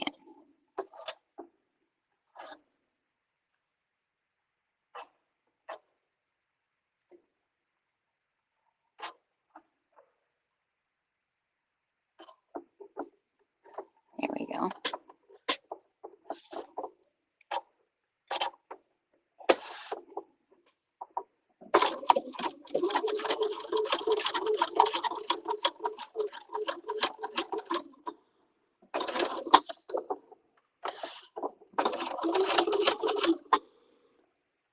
Oh, shoot. I didn't change my stitch length back.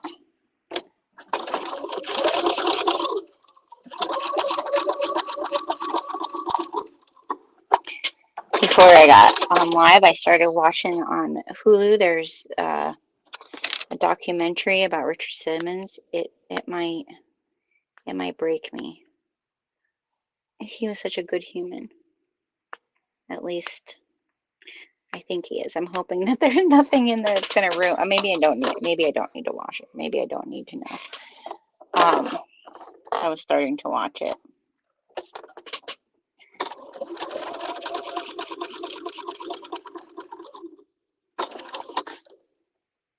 You know what might break me this weekend? The end of Outlander. Don't anybody tell me, because we don't watch it until, because it comes out, is it tonight or was it yet last night? We always watch it on Sundays.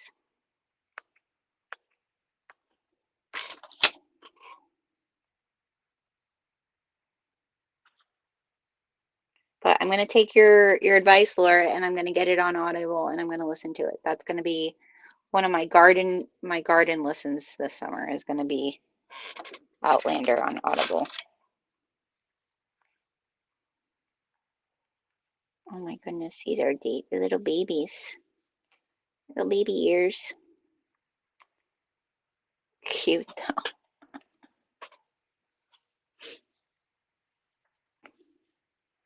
I bought 10 pounds of one.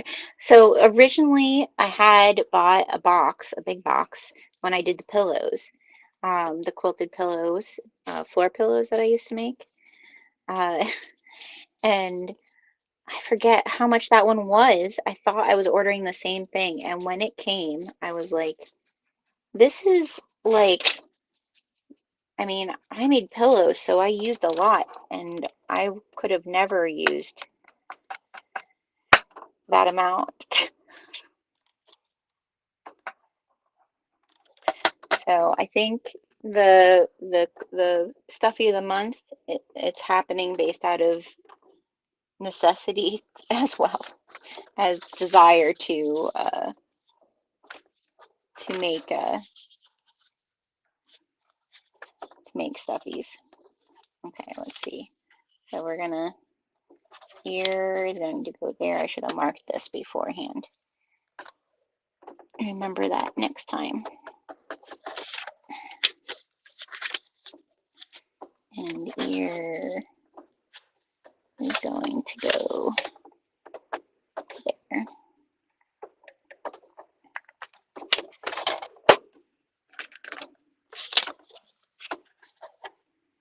I don't think, is there a difference? I don't think so, but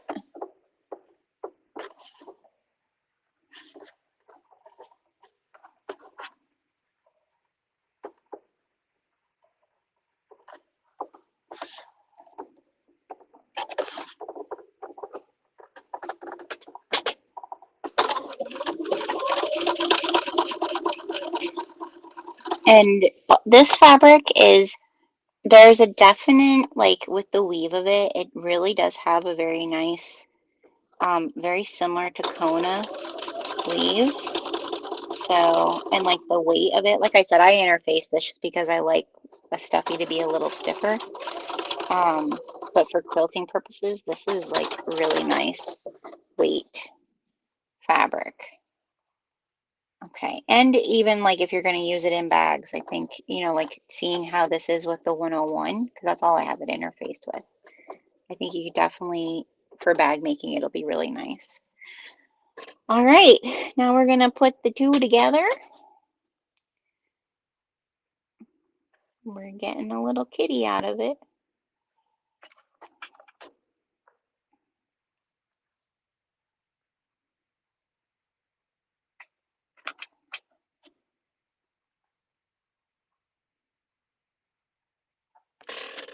The chicken was built really different. You did its arm, like you did the two sides this way, not the front. So it is a different construction than, like, I feel like this is more what you would think of like a stuffy construction, where the chicken, like, you did the sides, not the front and the back, you know what I mean? This is going to be interesting to pull all of that through that little hole.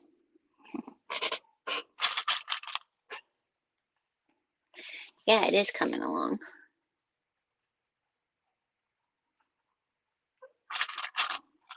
Oh, I don't need to. Oh, I am gonna, because the bottom has to go on here.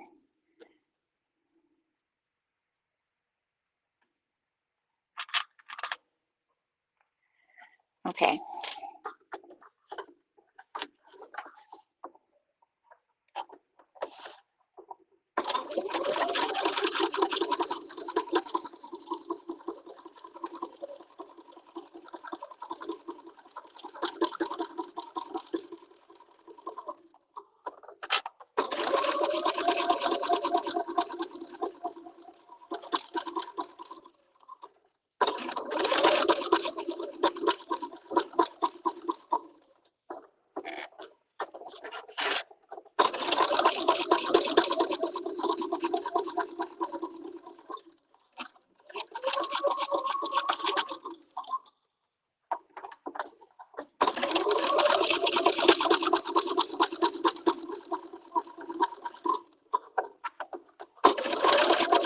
Oh, I'm getting really close there.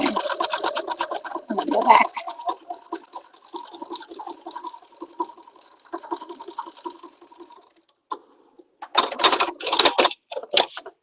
Okay.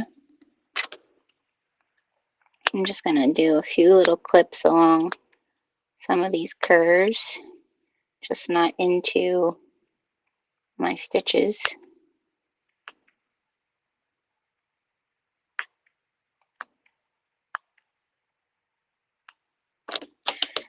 Okay. All right. So now we need, that's what we're looking like right now, but now we need the base, which I want to put the tag on. So I'm just going to center it on here. I just thought it would be cute to have like a little surprise something underneath. And cork tags are perfect for that.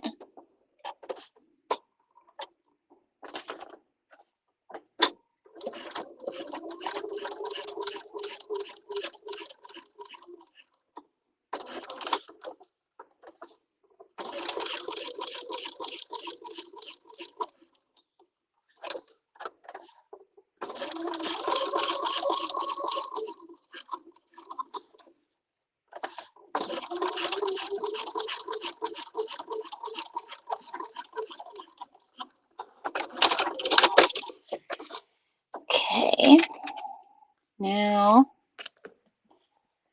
this is the part where we're just figuring out where it fits.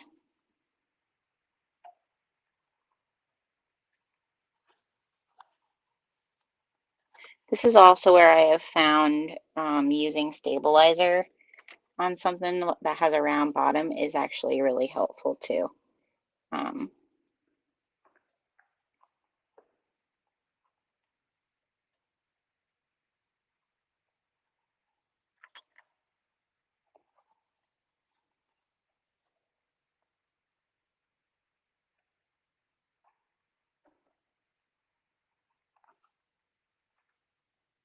I'm gonna get my stiletto and we're gonna sew this baby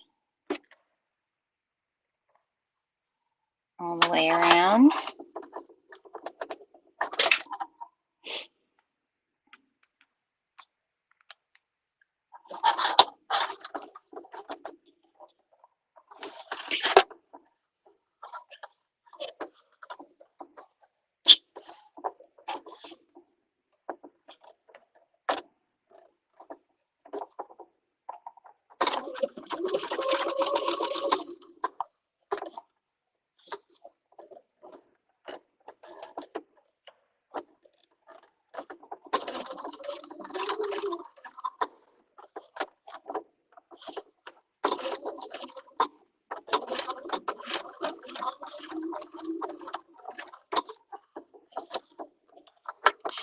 This is a tinier base than the chickies, so take your time.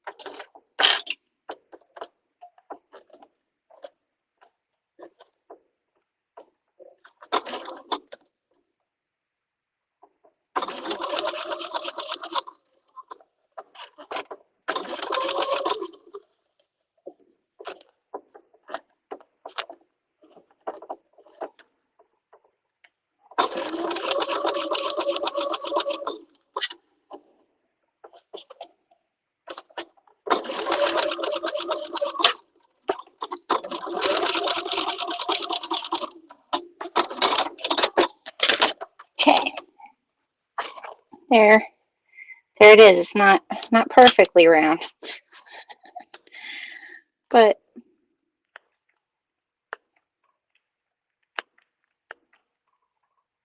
we did it. All right, now the main question of the night is, can I get the tail and everything else through this little hole I made? Oh, all right. Let's do the tail first. I think if we do the tail, we should be able to keep going with everything else. I don't think that is a big enough. It's not big enough. I should have made my little exit hole a little bit bigger. Because with that felt belly,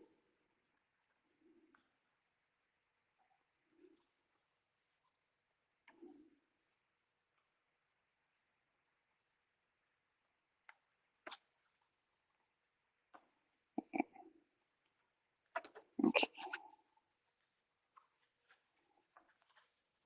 Try to get your base out.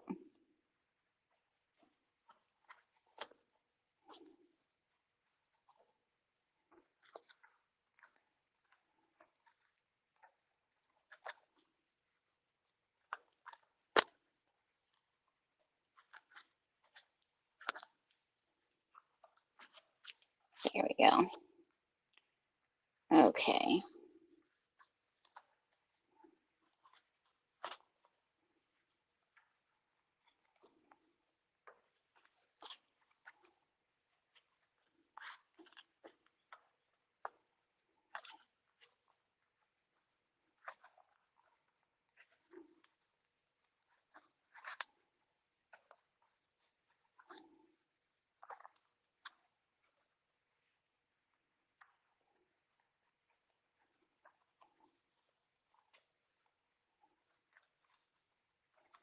Getting its face and his paws. There we go. Yeah.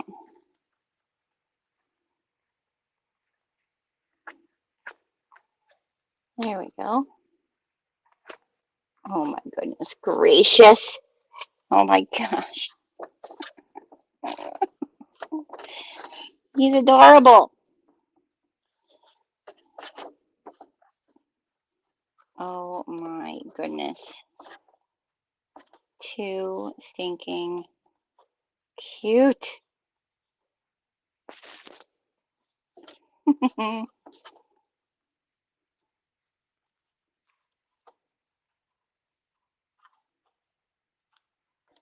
sure that my base is all good. All right.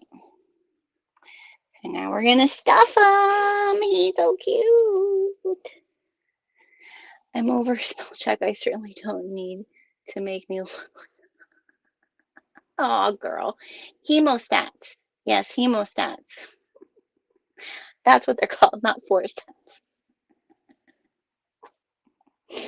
I know. I could have used that too, but I like to struggle. Oh, that's cute. On the very back, it says stitching and bitching. See? That's what we're doing.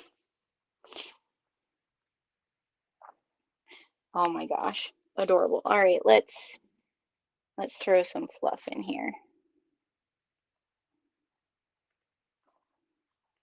Let's get him looking like a little kitty. Oh.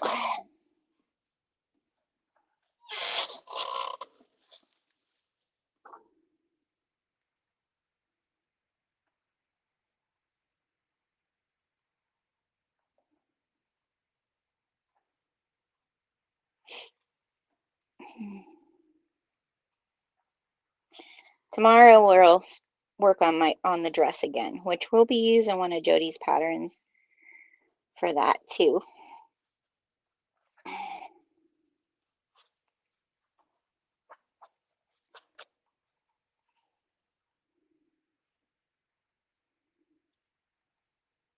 But we'll try to get that done, and then I don't know what we'll do next. I don't really know what time I'm going to go live tomorrow. I have to kind of look at like what else is happening tomorrow. I really didn't think past today this week because of Dennis coming home. So it'll either be afternoonish or tomorrow evening again.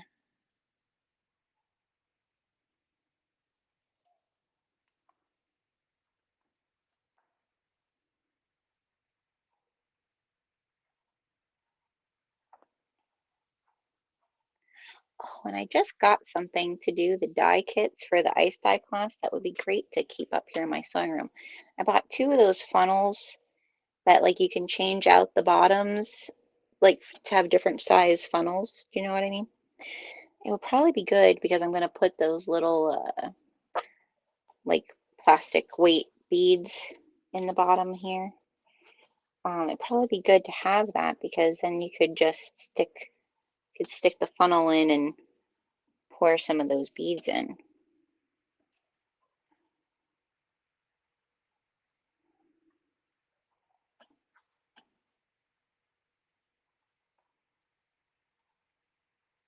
You don't need to have fluff either. You could use fabric scraps or like in the olden days they used to use human hair in their pin cushions. Did you guys know that? When my aunt, my grandmother's sister passed away because she sewed a lot too. Um, when her daughters were cleaning her house in her sewing table, they found bags of hair. And we were like, what? Why? And that's why, because they would put human hair or horse hair because it sharpens the needles. Did you guys know this? I didn't know it until we found it and we were like, why? And then we were asking at a family reunion, one of her cousins that was older.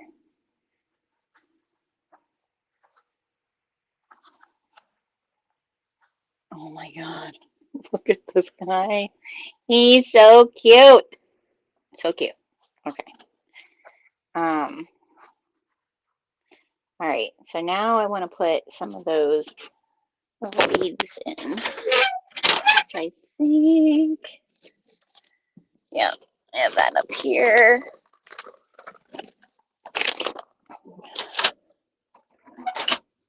This is the stuffing pellets I have. They're BPA free, machine washable, and hyperallergenic.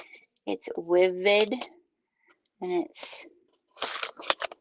I think I left a little cup in here that I was using too. Yes, okay. Now you're gonna see me try to do this without a funnel. And moose hair too. Yeah. Yeah. No, I thought it was, and my great aunt, so you know how I braid my hair? Um, all my grandmother's sisters, my grandma was the only one who didn't do it because she was a had white blonde hair. All of the other sisters were very dark haired like me. Um, some people actually thought my grandmother was like albino because of how like, but oh gosh, I'm gonna forget the name of it. Brain, where your pigment in your skin. Um, we're pretty sure she had that because my aunt has it too, and she was also blonde, and her sisters are dark haired. Um, I know, weird little facts about my life. Anywho,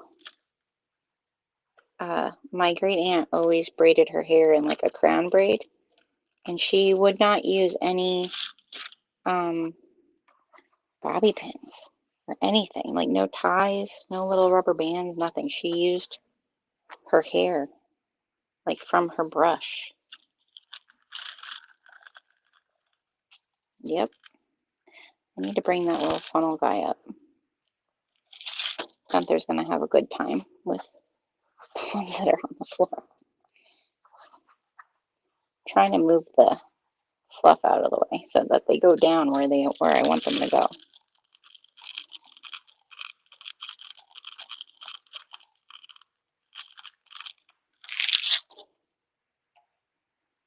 Always a good thing to have boobs.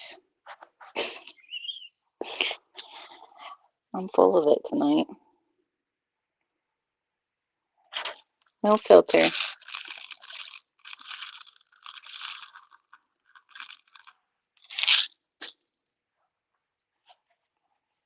Okay.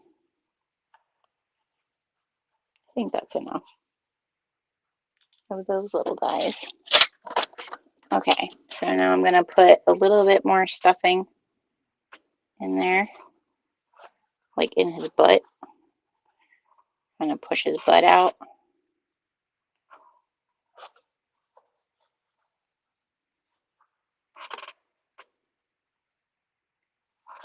And now you could hand sew this close, but why would we do that?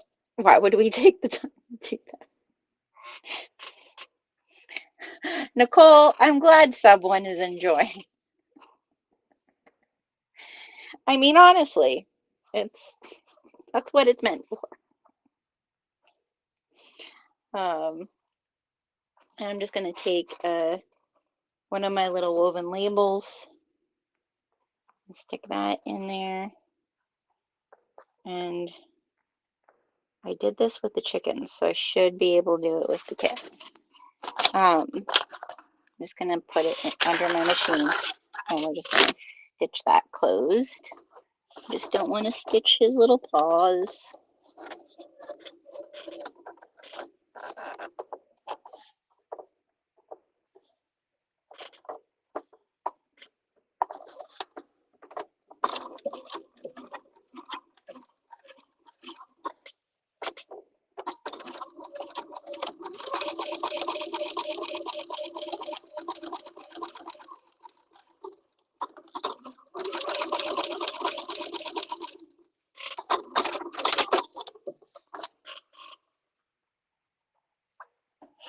I'm going to get a little closer over here.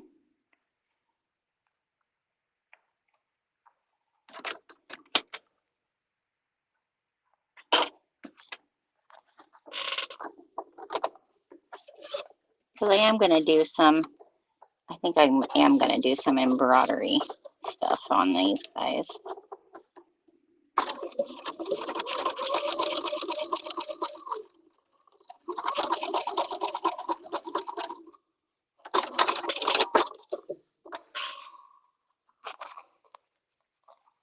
Okay.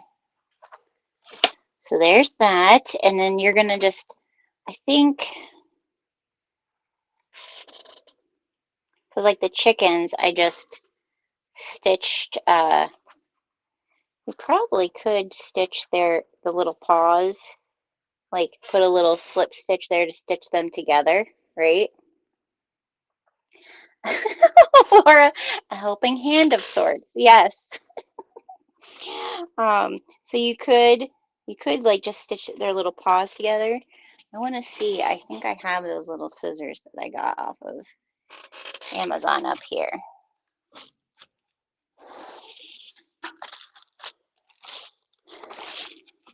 Yeah. Oh, I have a black one too. Yay. Is that black? Oh, no, that's brown. I have a rose gold one and like a bronze one, which we'll keep the bronze one for the other one, huh? I'll do the rose gold one with this kitty. I think, how many were in this? 1, 2, 3, 4, 5, 6. I think there was 8 scissors in this. I'll look for the link, and when I post this, I'll make sure that I put the link for the scissors, because they're pretty little scissors. I think if you just put those together, could he still hold? Yeah. Yeah, he'll hold it. See? So I think that's what I'm going to do is I'm going to like whip stitch that so it's just together like so. I probably should have ironed his ears towards the front. I think that would help his ears stay up. And then you could stitch whiskers and little paws. All right, let's see. Do I have? I do. Let's stitch his tail where we want to keep it and his paws where we want to keep it, at least. Come on.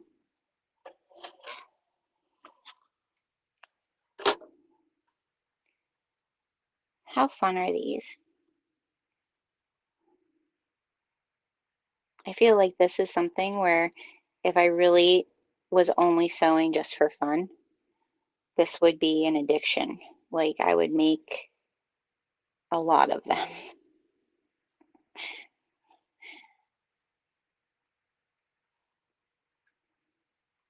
I mean, you probably could just, this could be the only thing you make if you really wanted. Like I said, people were like thrilled with them at the markets and the shows that we've done.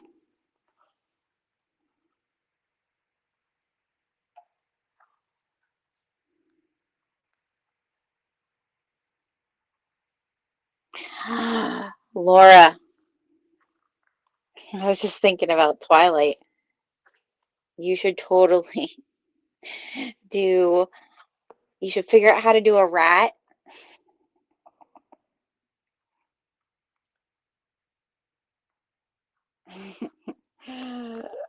Oh, you could do themed ones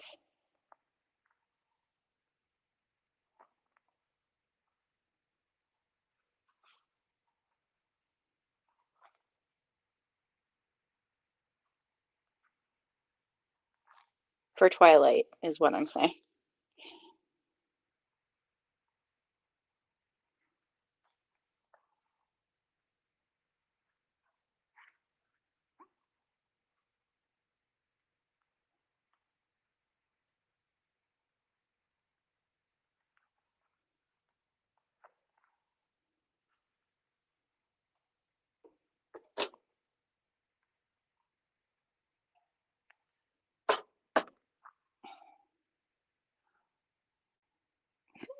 I'm looking for a pincushion. Yeah, or find like fabric that's sparkly and do a little Egbert and a little Eggward. All right, so I think she has his little tail connected like here.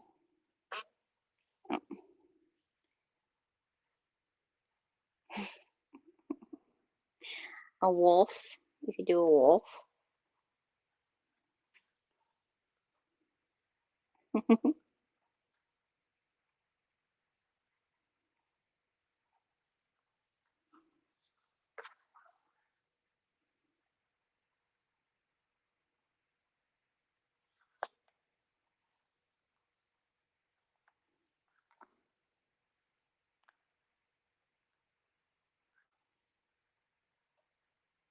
I mean, you could choose to not do this as a for my bag makers.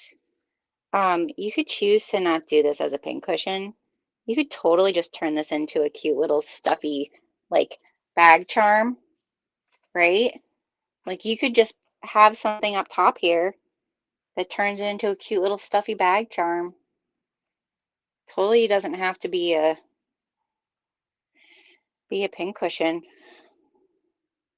And that's why I'm saying like Jody has a ton of smaller stuffy patterns. That's actually the one pattern, the seagulls that I'm doing for my dress. I was thinking about doing a stuffy seagull bag charm for my tote bag, since it's like a beach bag.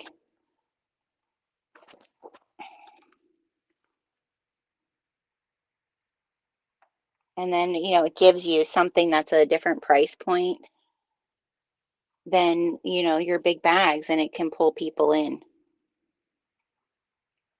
Okay.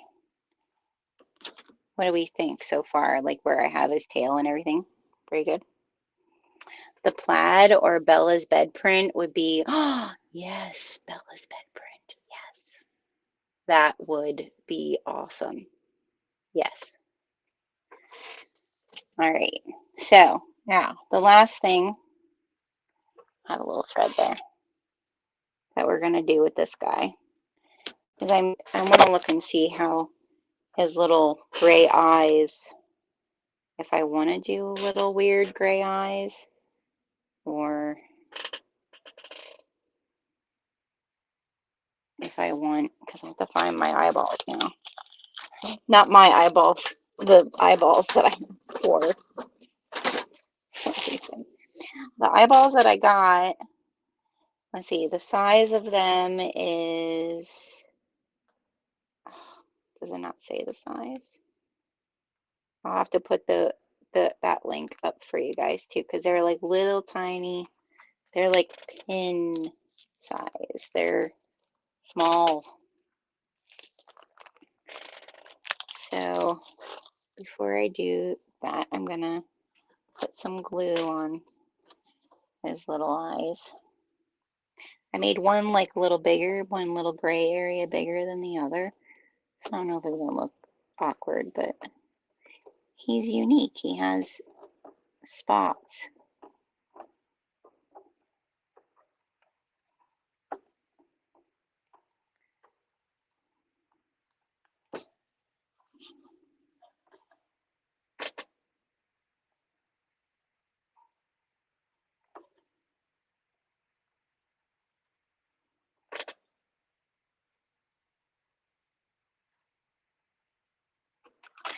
And then in order to put my little pinhole eyeballs in, I just kind of find where I want them to go. And I've been using my stiletto to like start the hole because they're just little pins. I'm just going to put some glue on them and then stick them in there.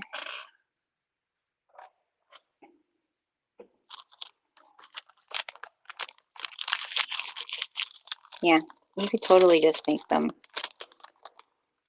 like stuffy charms.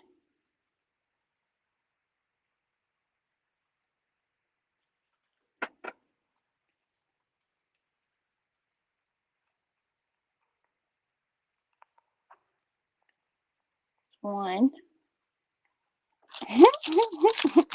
Oh my gosh. Too stinking cute.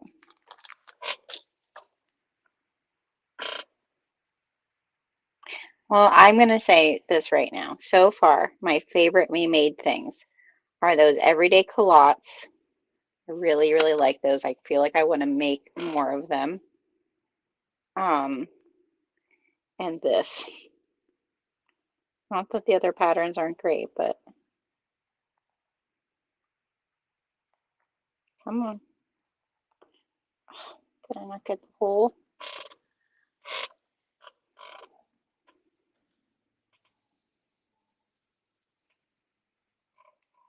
Come on, dude. I don't want to like put your eyeball in your booty.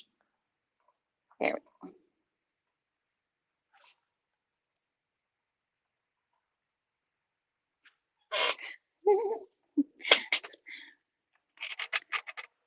There he is in all his little glory. He's so cute.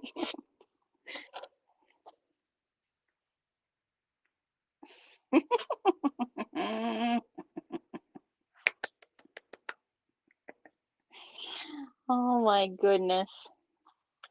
You guys, one, the fabric is perfection for something like this.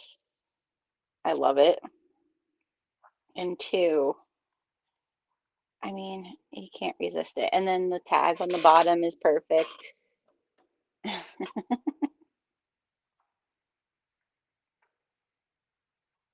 I love it. You need to make them. All right, should we make the second one? What time is it? We're at 9:20. So we can make the other one. I'm not feeling too tired. So let's make the other one because I love, like I said, there's so many different colors of kitty litter. If you think we should get all of the different colors of kitty litter, the other thing about kitty litter is there's some, like this one is a solid of kitty litter. So I don't know if this shows it, but you can kind of see like the taupey color is the same color. The kitty litter design is just a darker version of what the color is. What type of fabric did I use? So these are our new quilty fabrics. I'm working with right now, two artists, but there'll be more, and manufacturers that work with those artists that I've done research on the back end, on what they are ethically and so forth. But Pammy Jane is the designer of these fabrics. It's cotton woven fabric, okay, 100% cotton. Um, but great design. So this collection, that the sweary um fabric, because it's all like, what is it called? I forget the name of it. Sweary, goodness. Sweary stitching is this one. There's Pardon My Puns, Cookies and Stitching, which has like the little cookie tins, Measure Twice, which has little measuring tapes, and Kingpin, which I will get those up on the site tomorrow probably. I just didn't have time to do it today. Okay, so there you go. There's the new Quilty Lovers collections of fabrics. So that's those. And then kitty litter is what they call a blender in the quilty world. And it's basically like solid colors with some type of finer design.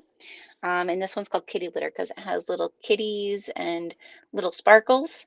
And there is a bunch of different colors of this, but I only got the taupe because a lot of people ask me for like a neutral base fabric. Um, but there's a bunch of other colors, and then some of them have the solid design, but then others have like almost like a variegated, like there's, let me look and see like what some of them.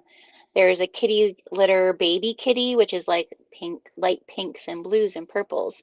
There's a Merwauka, like Meowka, which is like red, white, and blues. There's catnip, which is kind of like your greens and your yellows, and there's Katniss, which you would guess that's red and green. There's Laser, which is like a rainbow on black. And there's Jewel, which is like mermaid color on white. Um, like I said, there's all the solid colors. There's Space, which is like navy blue, but then the kitty litter is like purples and blues. There's Mermaid, like mermaid, but Mermaid, which is a purple with blues. Um, Wintergreen. Wildcat is a gray background, but then it has like pastels and other color kitty litter. But if I got them, I would probably get like the whole collection. So we would get like the solids as along with the variegated ones. So if that's something you guys think you would want, like I said, I really love Pammy and want to support her, but I wanted to first see like if this is something you guys want. I think the blenders themselves, I think one, they will go with all my dyed fabric. Like any blender that we end up getting, I think if you have my dyed fabric, it's going to give you a very easy pairing with my dyed fabric. But then also it gives you something in your stash that isn't a solid, but is a solid. Do you know what I mean? So yeah, that's what this is. So we're gonna make a little brown kitty, little tan kitty next. So let me see which one. Let's close up our glue. And do I have brown outside thread? I'm pretty sure I do, or something along those lines instead of white.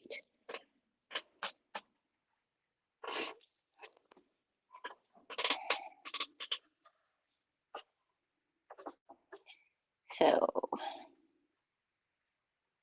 that's the same.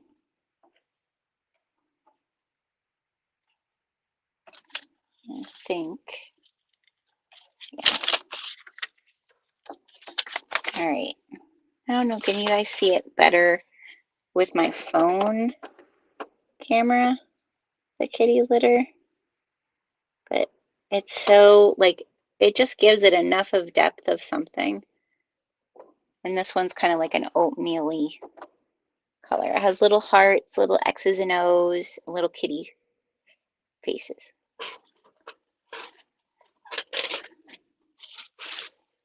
Do I have brown? That is definitely not brown, Jenna. That's purple. Is this purple too? Yep.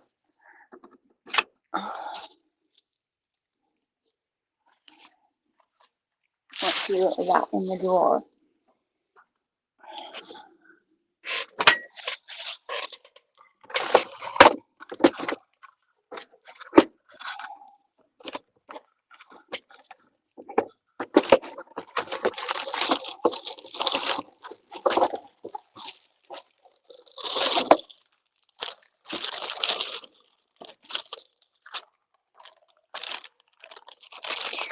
Where is this color that I have on this bobbin? Because it is not. I must have used all of it to put on the bobbin, and there's no thread that goes with it. Okay.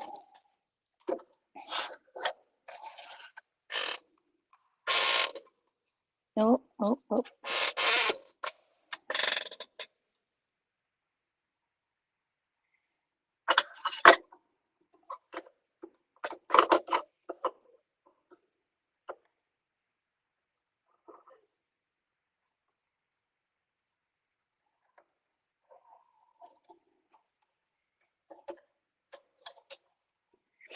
The reason I got this is I do have a bag kit that this here has a small little piece that I needed a neutral to. So this one you'll see if you get a bag kit in the future that we're going to offer is just be a small like fat quarter piece of it, but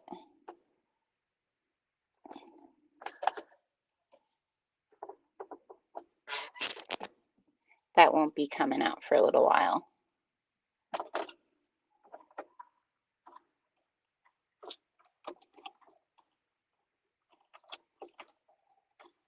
Okay, why can't I pull the bottom out?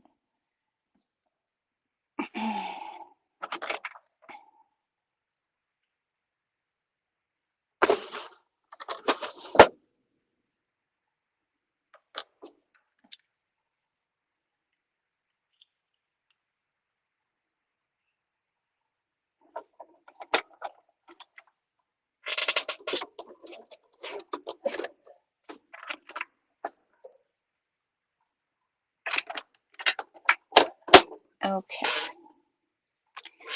gonna make our markings. So we need our belly. I'll probably do the whiskers in that tomorrow evening or something.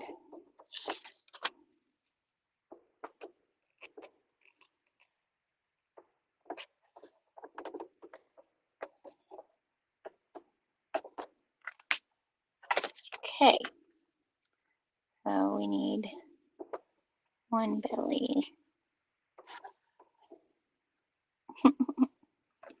This is cute.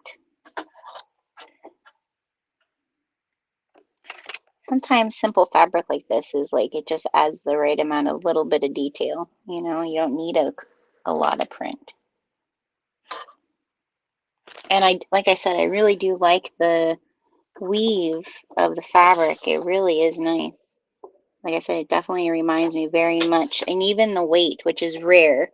A lot of the quilt fabric that I've seen, or even quilt fabric I've used from other places, the weight of the fabric just doesn't feel like, all right, why are you giving me issues? She really needs a cleaning. I know that's part of it. We've been using her heavily, and I should really take the time. Maybe that's something else that needs to happen tomorrow is I need to clean my machines. You're in there, right? Oh, well, now you're not. Yeah. Okay.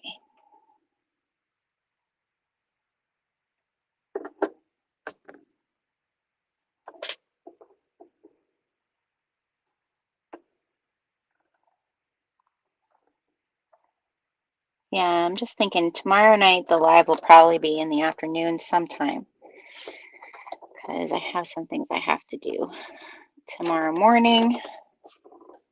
And I probably will hang out with the kids a bit. If it's nice tomorrow too, I might do stuff outside in the evening.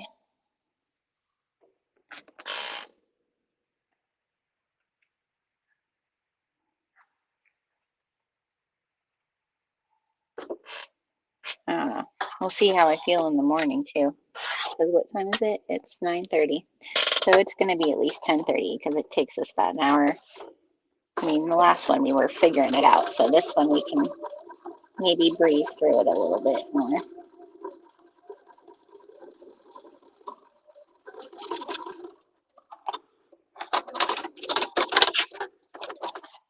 Okay. So now we're going. Oh, before we go any further, I want to put our tail.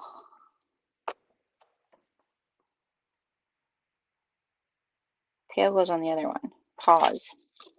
I want to put our paws and our ear marks on this.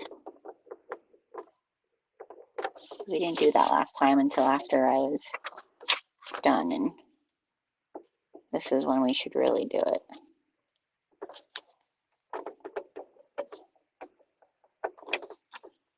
Okay.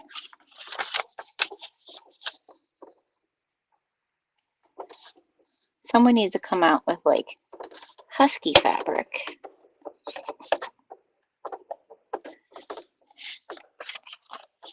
I mean, kitty fabric is basically husky fabric. If you know, you know.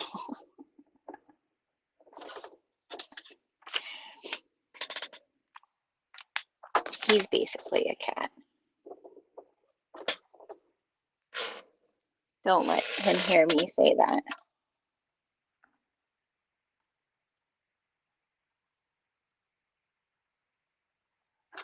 One of my favorite movies as a kid, though, was The Aristocrats.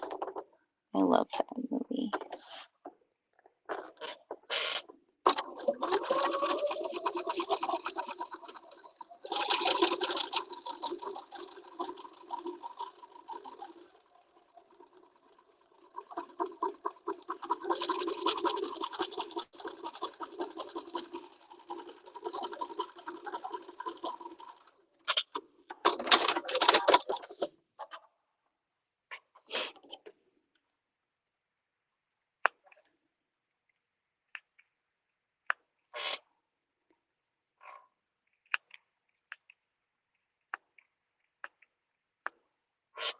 Okay. Now, I have to gonna iron it just so that this presses out nice for his face.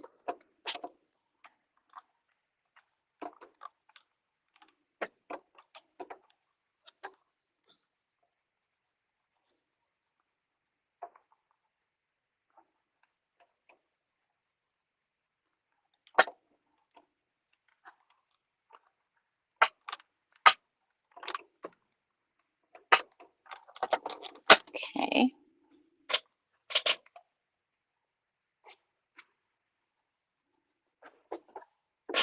Now I need to put his little mouth on and get his little nose.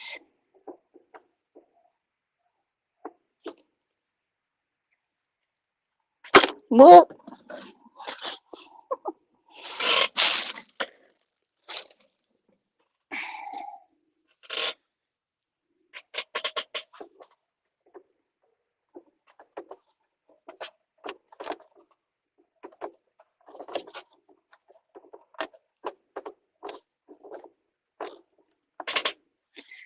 And then, oh, where's my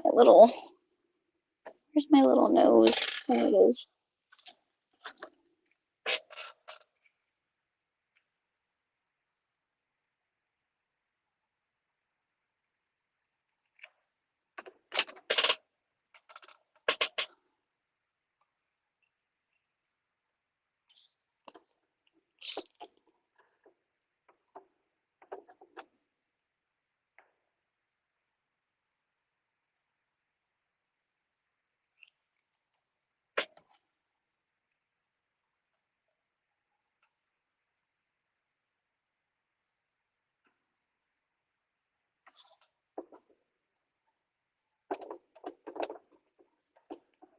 Now I have that song in my head. Everybody wants to be a cat. Okay.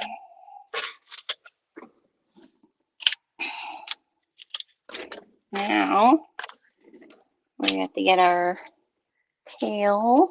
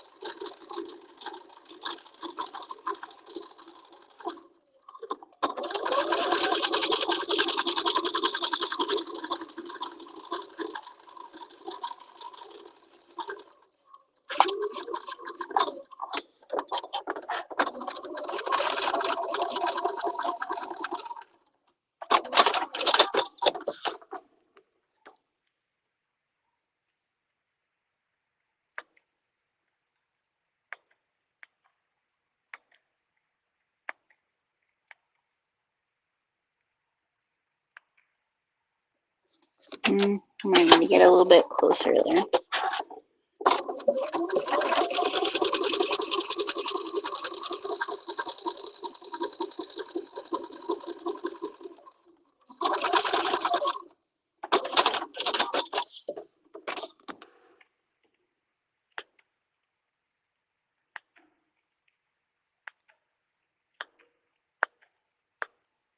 Okay. Time for what are they again? I swear, the only thing that wants to stay in my brain is forceps, hemostats. I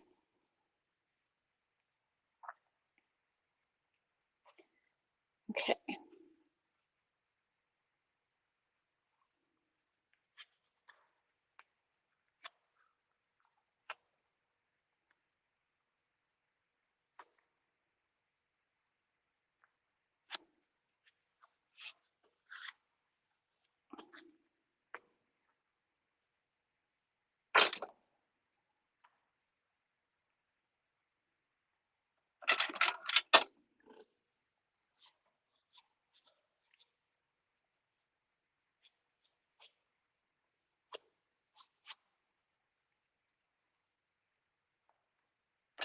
We're gonna iron this, and then we're gonna fill it. Oh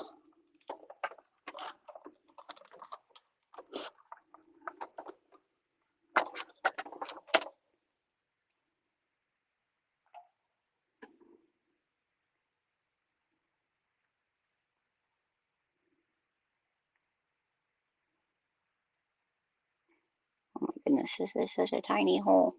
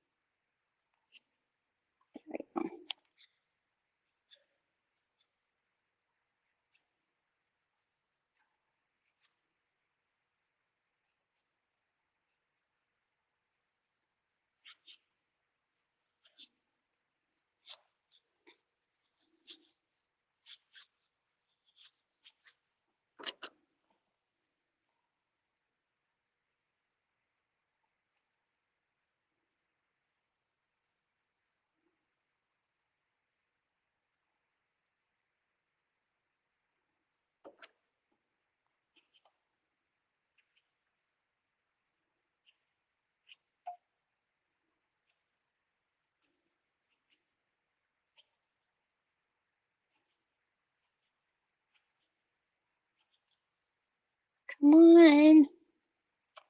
Go in your home, Fluff.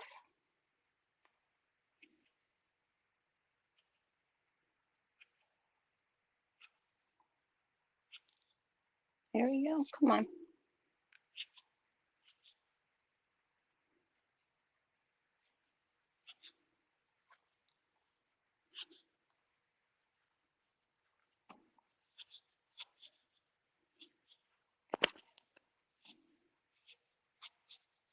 There we go.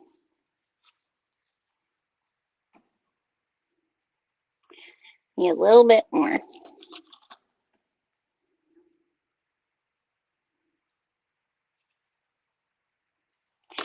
I don't think. No.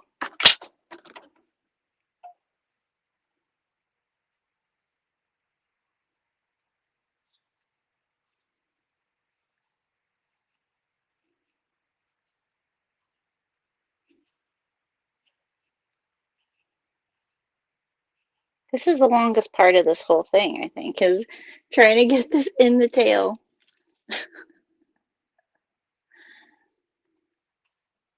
Oh, you guys hear me okay? Looks like your mic was unplugged. Plug it back in or select a different mic. Interesting. Can you guys hear me okay?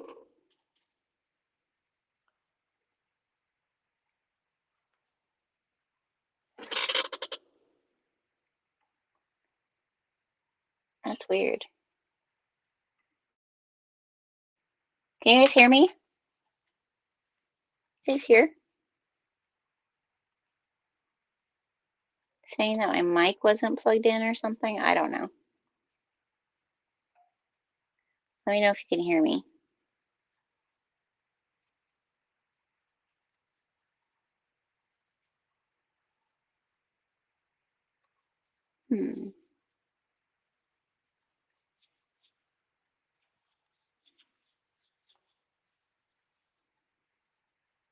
All right, here's our little tail.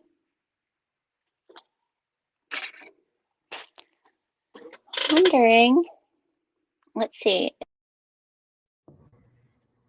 Oh, but now there's going to be an echo, I think. Oh, you can. Okay, all right. Okay, it came up and said that there was no mic, so I don't know what that was about.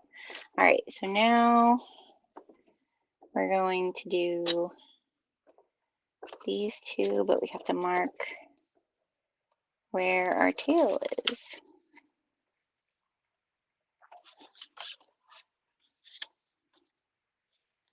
This guy goes on this side.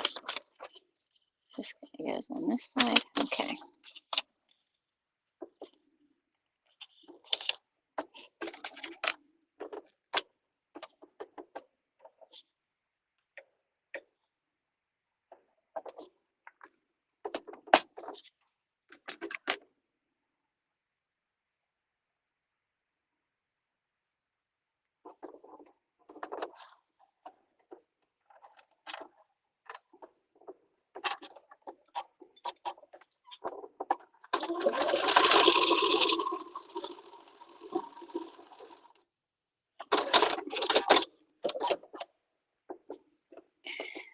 Okay. Now this goes like so.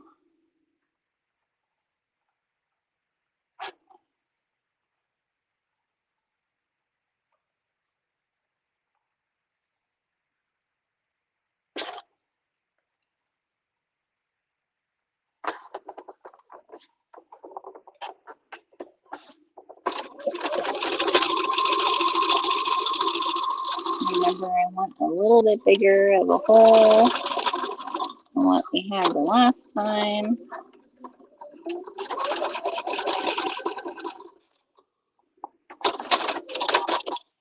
So, and my tail is, I think, a little stuffed more. gonna go like right there.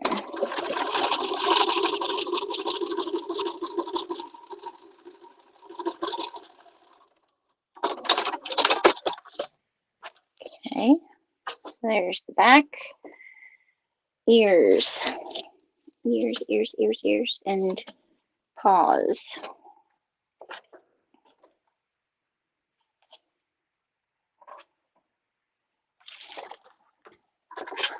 What does everybody have plans for this weekend? Anybody have anything fun planned? Alpacas in your future? Oh.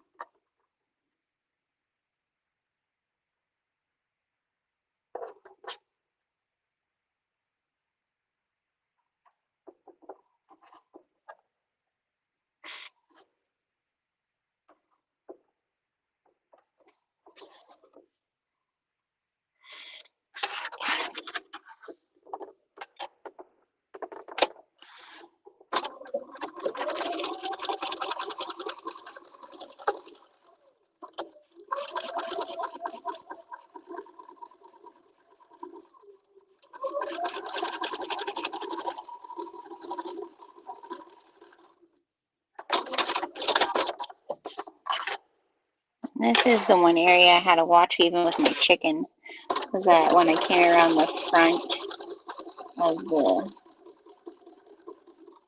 paw area to make sure that I was catching all my fabric. So just keep that in mind if you're doing them when you go around a turn like that.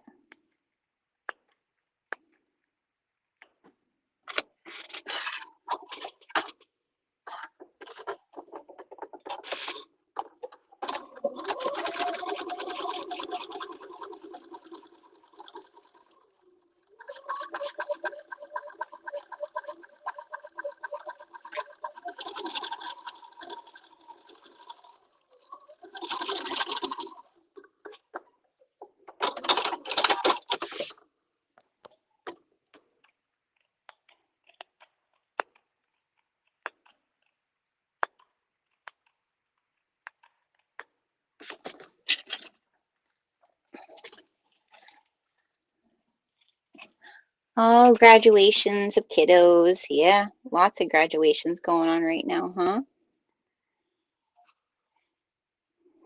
That's funny. Is the other night, Isabella's, because Izzy graduated last year from college. The other night it came up on my Facebook that it was a year, and I was like, gosh, it just goes so quick. So quick. And then the next memory is like their fourth grade graduation, right? And I'm like, that feels like it feels to a certain extent like it was yesterday, but then in other aspects, it feels like it's forever ago, like another lifetime ago for me. I have a graduation to go to, and then I get, oh, new baby too. That's fun. Nicole just finished dinner. Tomorrow we take Apollo to the vet, and Maddie is working this weekend. Well, the vet is not fun for huskies, right? I saw a reel today. I always think they're funny, like the vet techs that do reels of like how different breeds behave in the office. And oh, the Australian Shepherd and the Husky were like spot on, because and Apollo, is both, so he does both of them. And the Australian Shepherd was like basically does not. It was all about the scale, like getting them on the scale to get weighed. And Apollo does not want to be on the scale. He'll stand everywhere.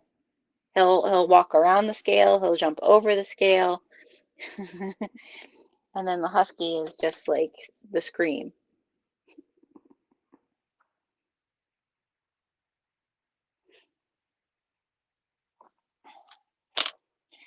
Okay. We'll do our ears too, and then I can iron everything.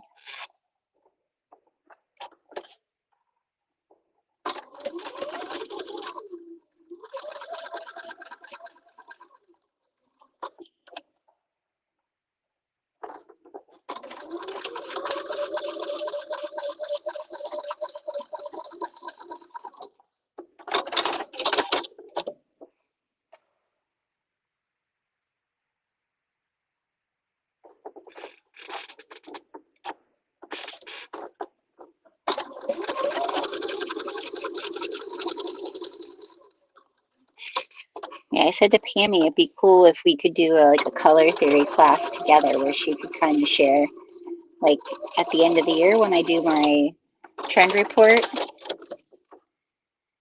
It'd be fun for us to do like a color theory thing together. So who knows, maybe that'll happen.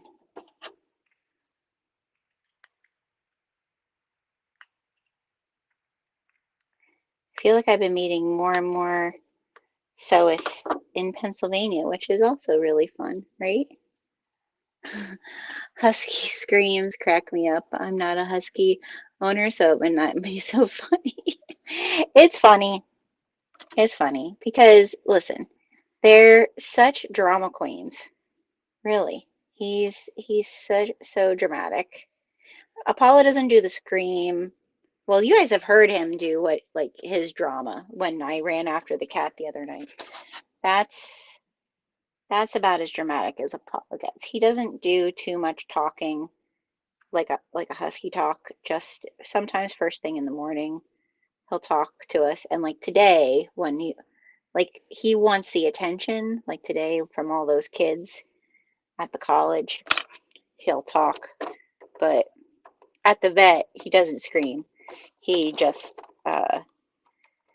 does like the side eye, ignoring the doctor, tries to intimidate the doctor by showing his teeth, which is like he would never bite anybody. Like he's such a baby.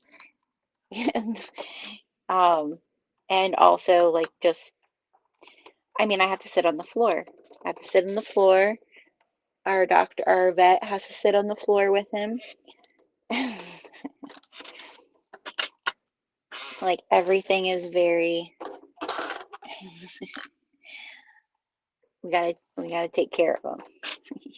He can't handle it.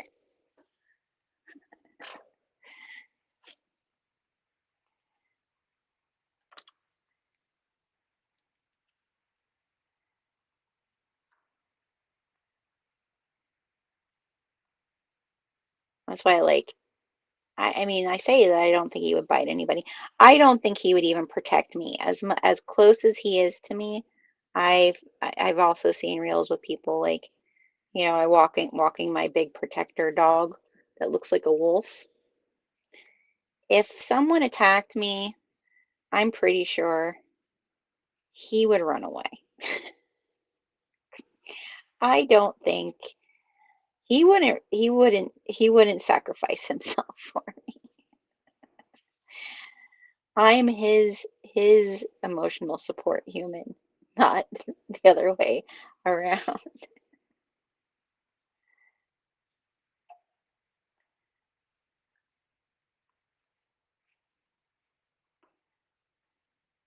And the barking at like a lot of people who have huskies like that are friends of ours, like we have one friend who she does bark at their girl husky barks at like the UPS guy and stuff. We have other friends who have huskies that like their dog doesn't even like they're not even fazed by like people who are like kind of trying to say like it's their property. Do you know what I mean? I think that the barking at people coming is the Pomeranian because his mom was a Pomsky.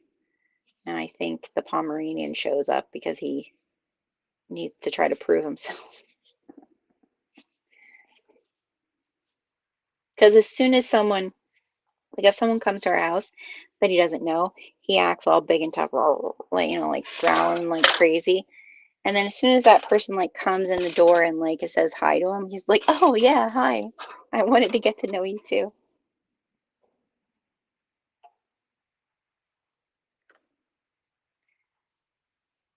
So I feel like, you know, he's not a police dog, that's for sure. Oh, I didn't. Oh yeah, okay. So I want to stitch this down, and then I'm gonna do my. How did I do that last time? This way.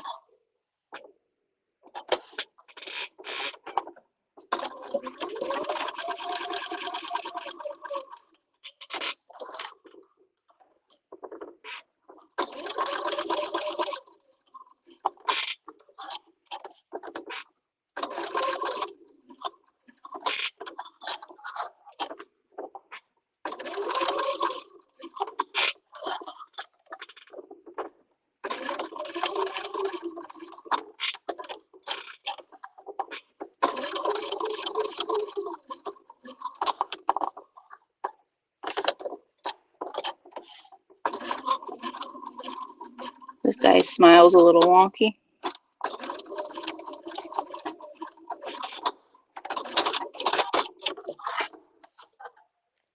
There we go. Okay. And we're going to put our paws on here.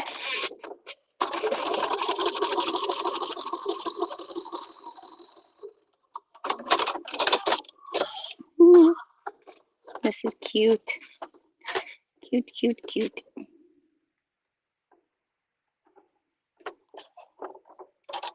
I totally think these cats for sure, if you made them for like a show and they were like bag charms, oh my gosh.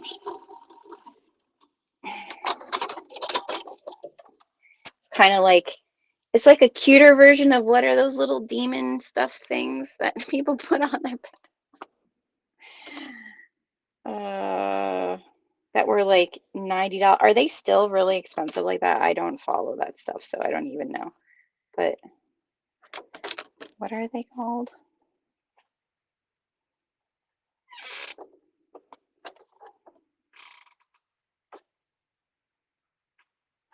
Let's see.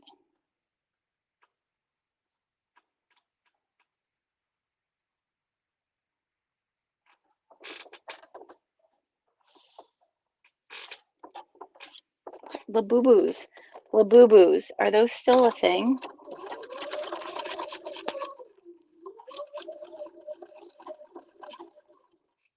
I haven't seen or heard anything about them in a while. So I'm wondering if the fad is over.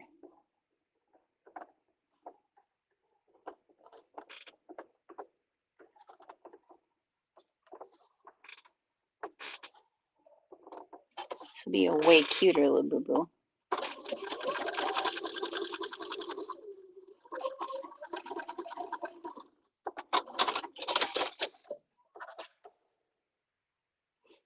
You could do something like that at a show though, where it would be like you get to pull out a mystery stuffy. Your Apollo talks all day long. He is supposedly Pitter and Lab. We know different. Apollo talks, jumps like a husky, but he is black with a little bit of white on him.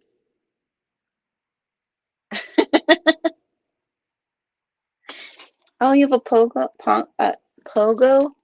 Is that your other dog? You watch Little House on the Prairie? I know there's doing a new Little House on the Prairie.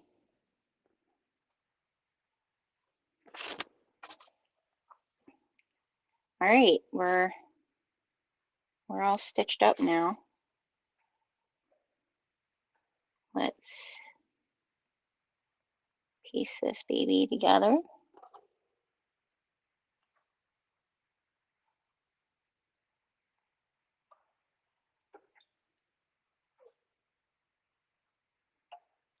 There were these books that I read in high school.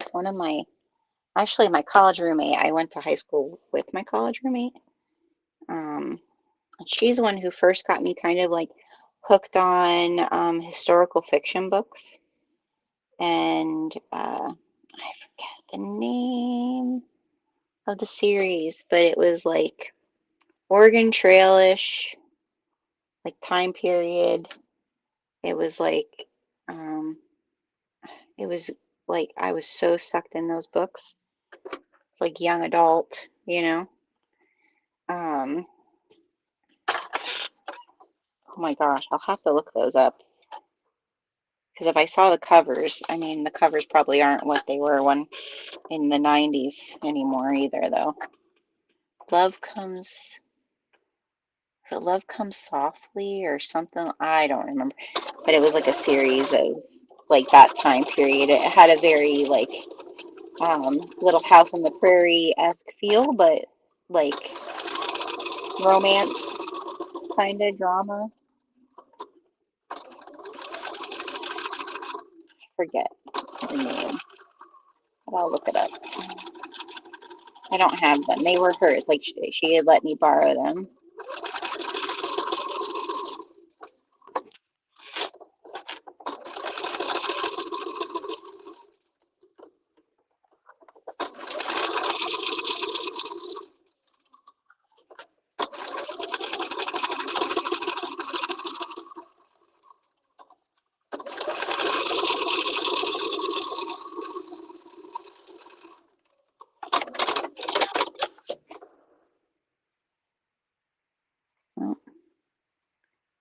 catch that? Yeah. Okay.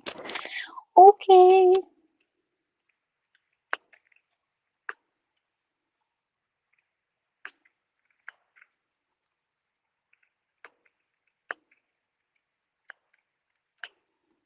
All right, now we're gonna put our other tag on our other bottom. Logo is your other pup. He is a red heeler pitter cross, tiny boy. Aw, cute, cute, cute. All right, and now this tag.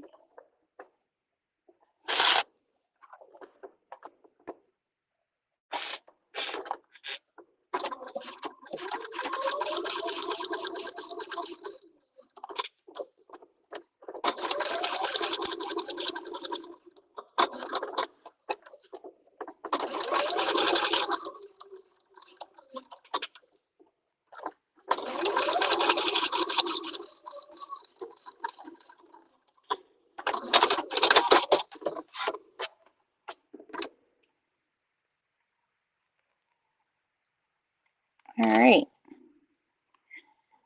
so now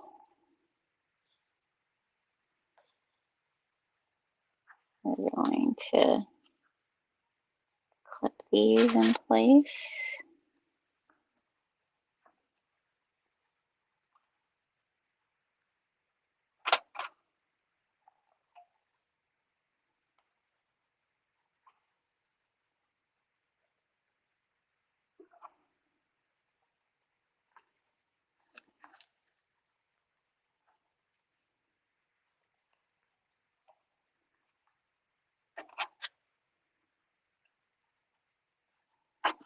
Okay, I'm gonna start in the back.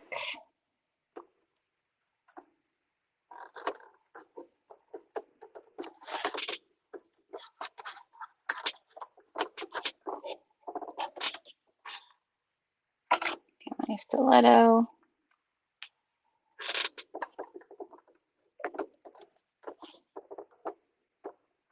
Okay.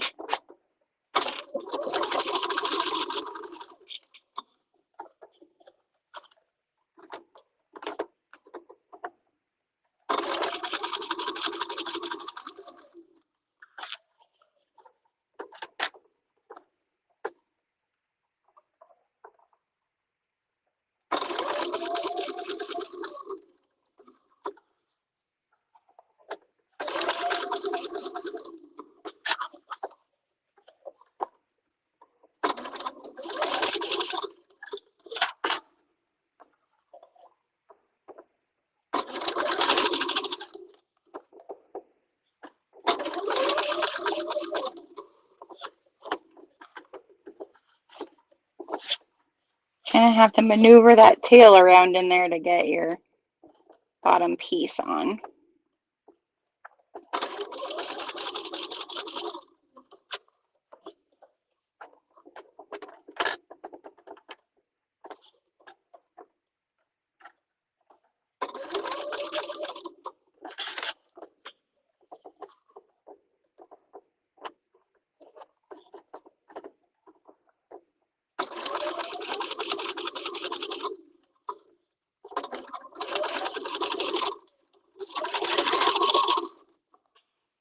Okay.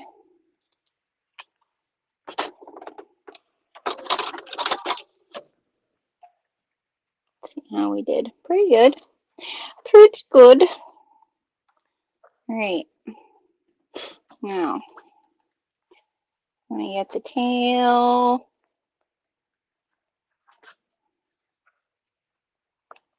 And we're going to push that tag through from the base. That seems to be the smart thing to do right away. Which I just bent my fingernail back. That hurts. Okay. There we go. Bring that out. Now the belly. And the paws.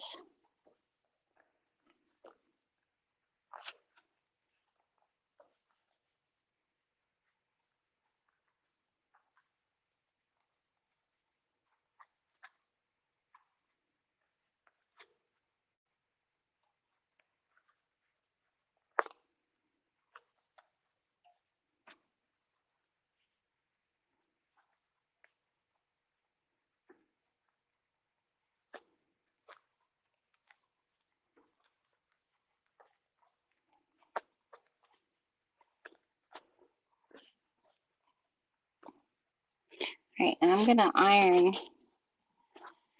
top of the kitty's head because I want the ears to go where they belong. Oh, this guy's cute too.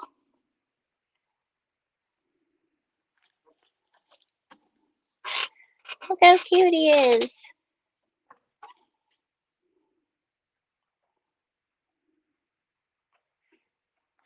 Very cute. Okay, let's stuff them up now.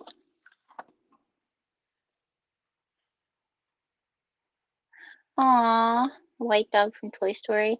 I think I know what you're talking about, like Amish almost. I don't know if they are Amish, if I remember correctly. The the way the books went was this girl, she's more well off on the Oregon Trail, like she was married, um, and had a son. Pretty sure if I remember. I mean, I was like 15, 14, 15 when I read them. Um, ugh, I have fluff in my mouth. Um, and her husband dies on the trail, and this other man takes him and her son in, and it's like he's like not well off. He doesn't have a lot of money, but basically like rescues her from like dying, but the lifestyle that she ends up living with him is not the lifestyle that she was going to live. Kind of like a Far and Away type of, if you're familiar with that movie. Um, that's what it kind of reminds me of.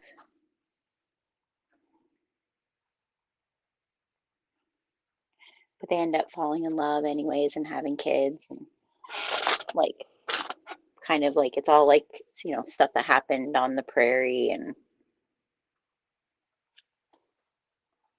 then I read another one because her she was also really into historical fiction books. Um, read another one that was also a historical romance, but it was like more like Civil War time frame.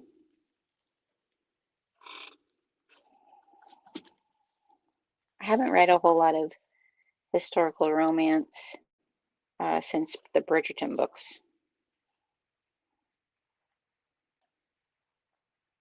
but that used to be like one of the main genres that I like to read. Hello, good morning. It's late here.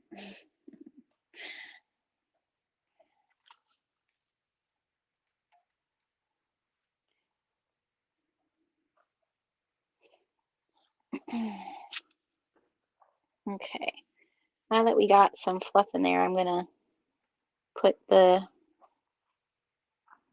try to put the beads in. I'm good. We're just finishing sewing a little kitty pincushion.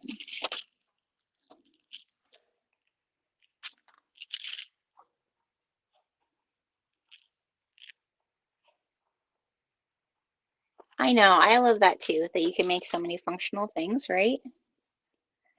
But you can make them fun. Yeah. All right, we're gonna hopefully, oh, we're losing some. This isn't going as planned. All right, there we go.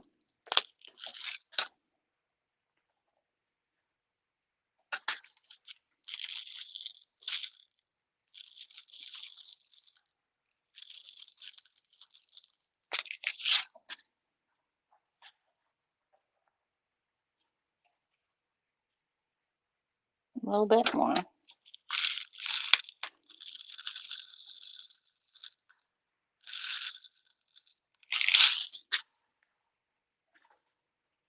Okay. And now we're gonna finish stuffing her.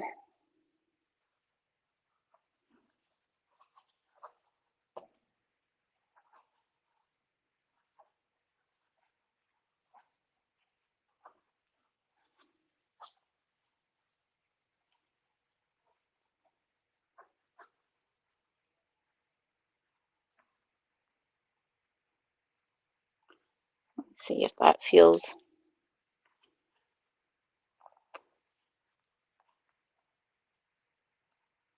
I think we need a little bit more in there.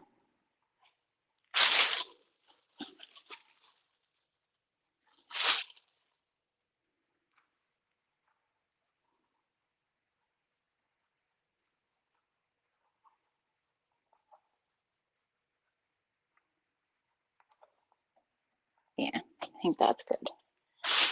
All right. I'll get my little woven label. So seal this little kitty up.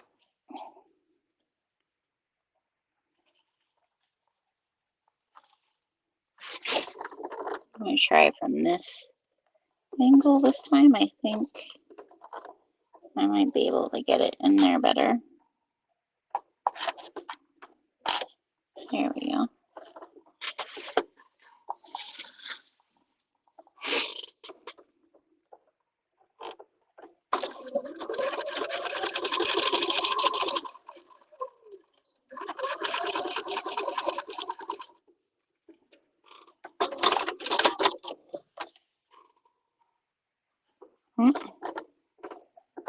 Maybe go this way too. Okay, come get under there.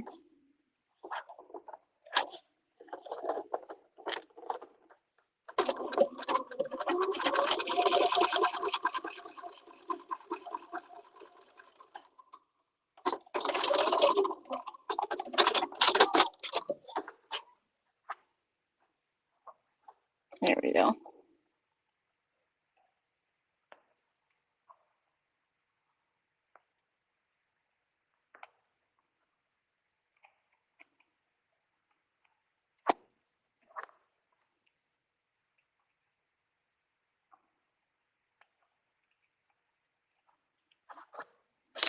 All right, now we're going to put his little tail. All right, let's get his little paws stitched.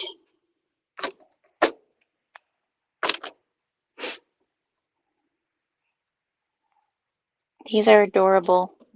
I highly recommend. Like I said, if you go to Jody's website, if you get 3 patterns, if you do go and you get this pattern, I want to know what other ones you get. You can DM me. Okay?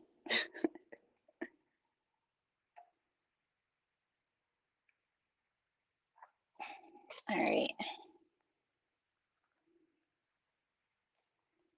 The book I'm reading right now is called Finding the Mother Tree. I think I saw that book. I have a bunch of, I had a bunch of credits on Audible that I hadn't used in such a long time. So I got the Outlander series, and then I also I had a bunch of indigenous authors that I had been saving up to purchase their books. So that's what and the perimenopause book.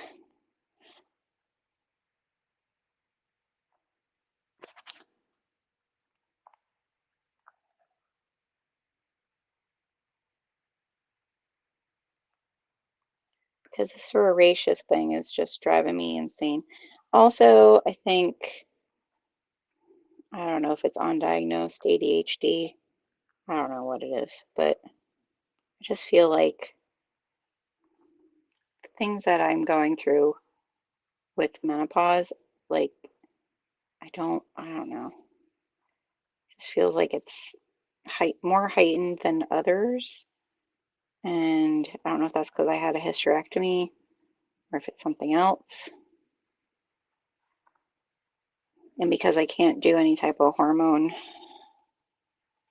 therapy because of the blood clots. I don't know. It's definitely interesting because, go figure, women's health isn't really a priority.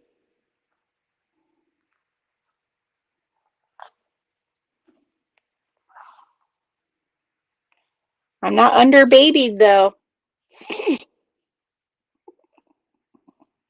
I'm sorry. Not really. It's just ridiculousness.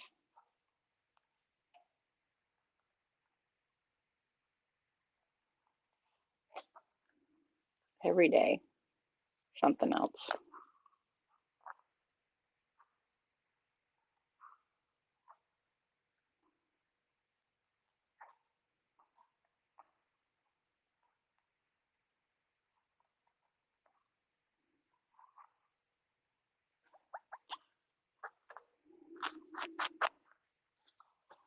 Oh my goodness, too stinking cute.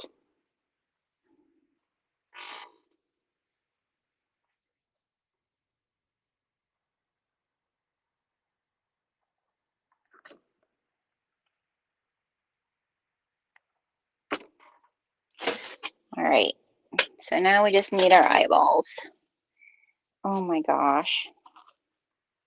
I love this one. I mean, I like the sweary stitching one, but I like this little guy. Oh my gosh, he's cute.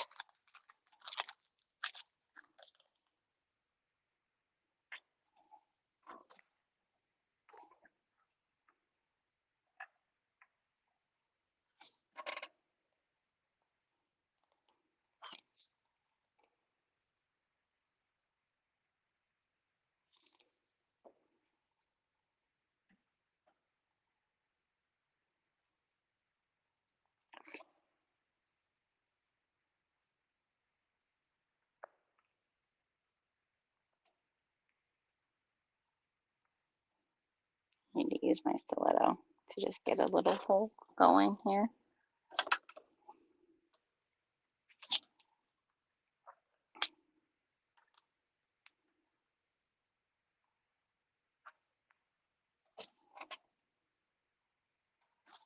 Stay, stay, stay. Don't fall off, kitty.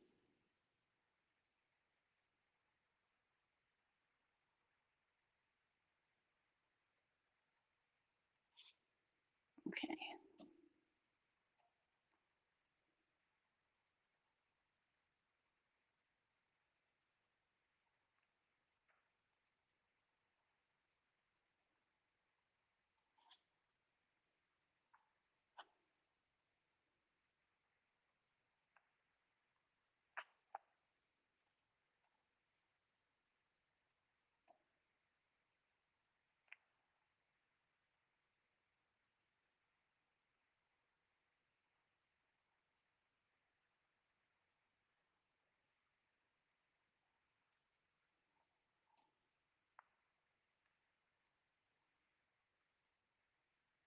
Oh my sweet little baby.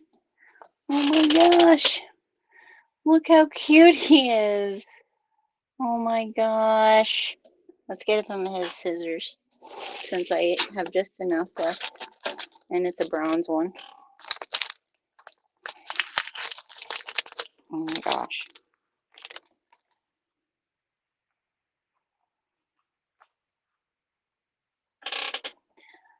So stinking cute. I love them. Look how cute they are. I like how I use the felt is like two different wonky eyes. Adorable. You guys, I hope you enjoyed this tonight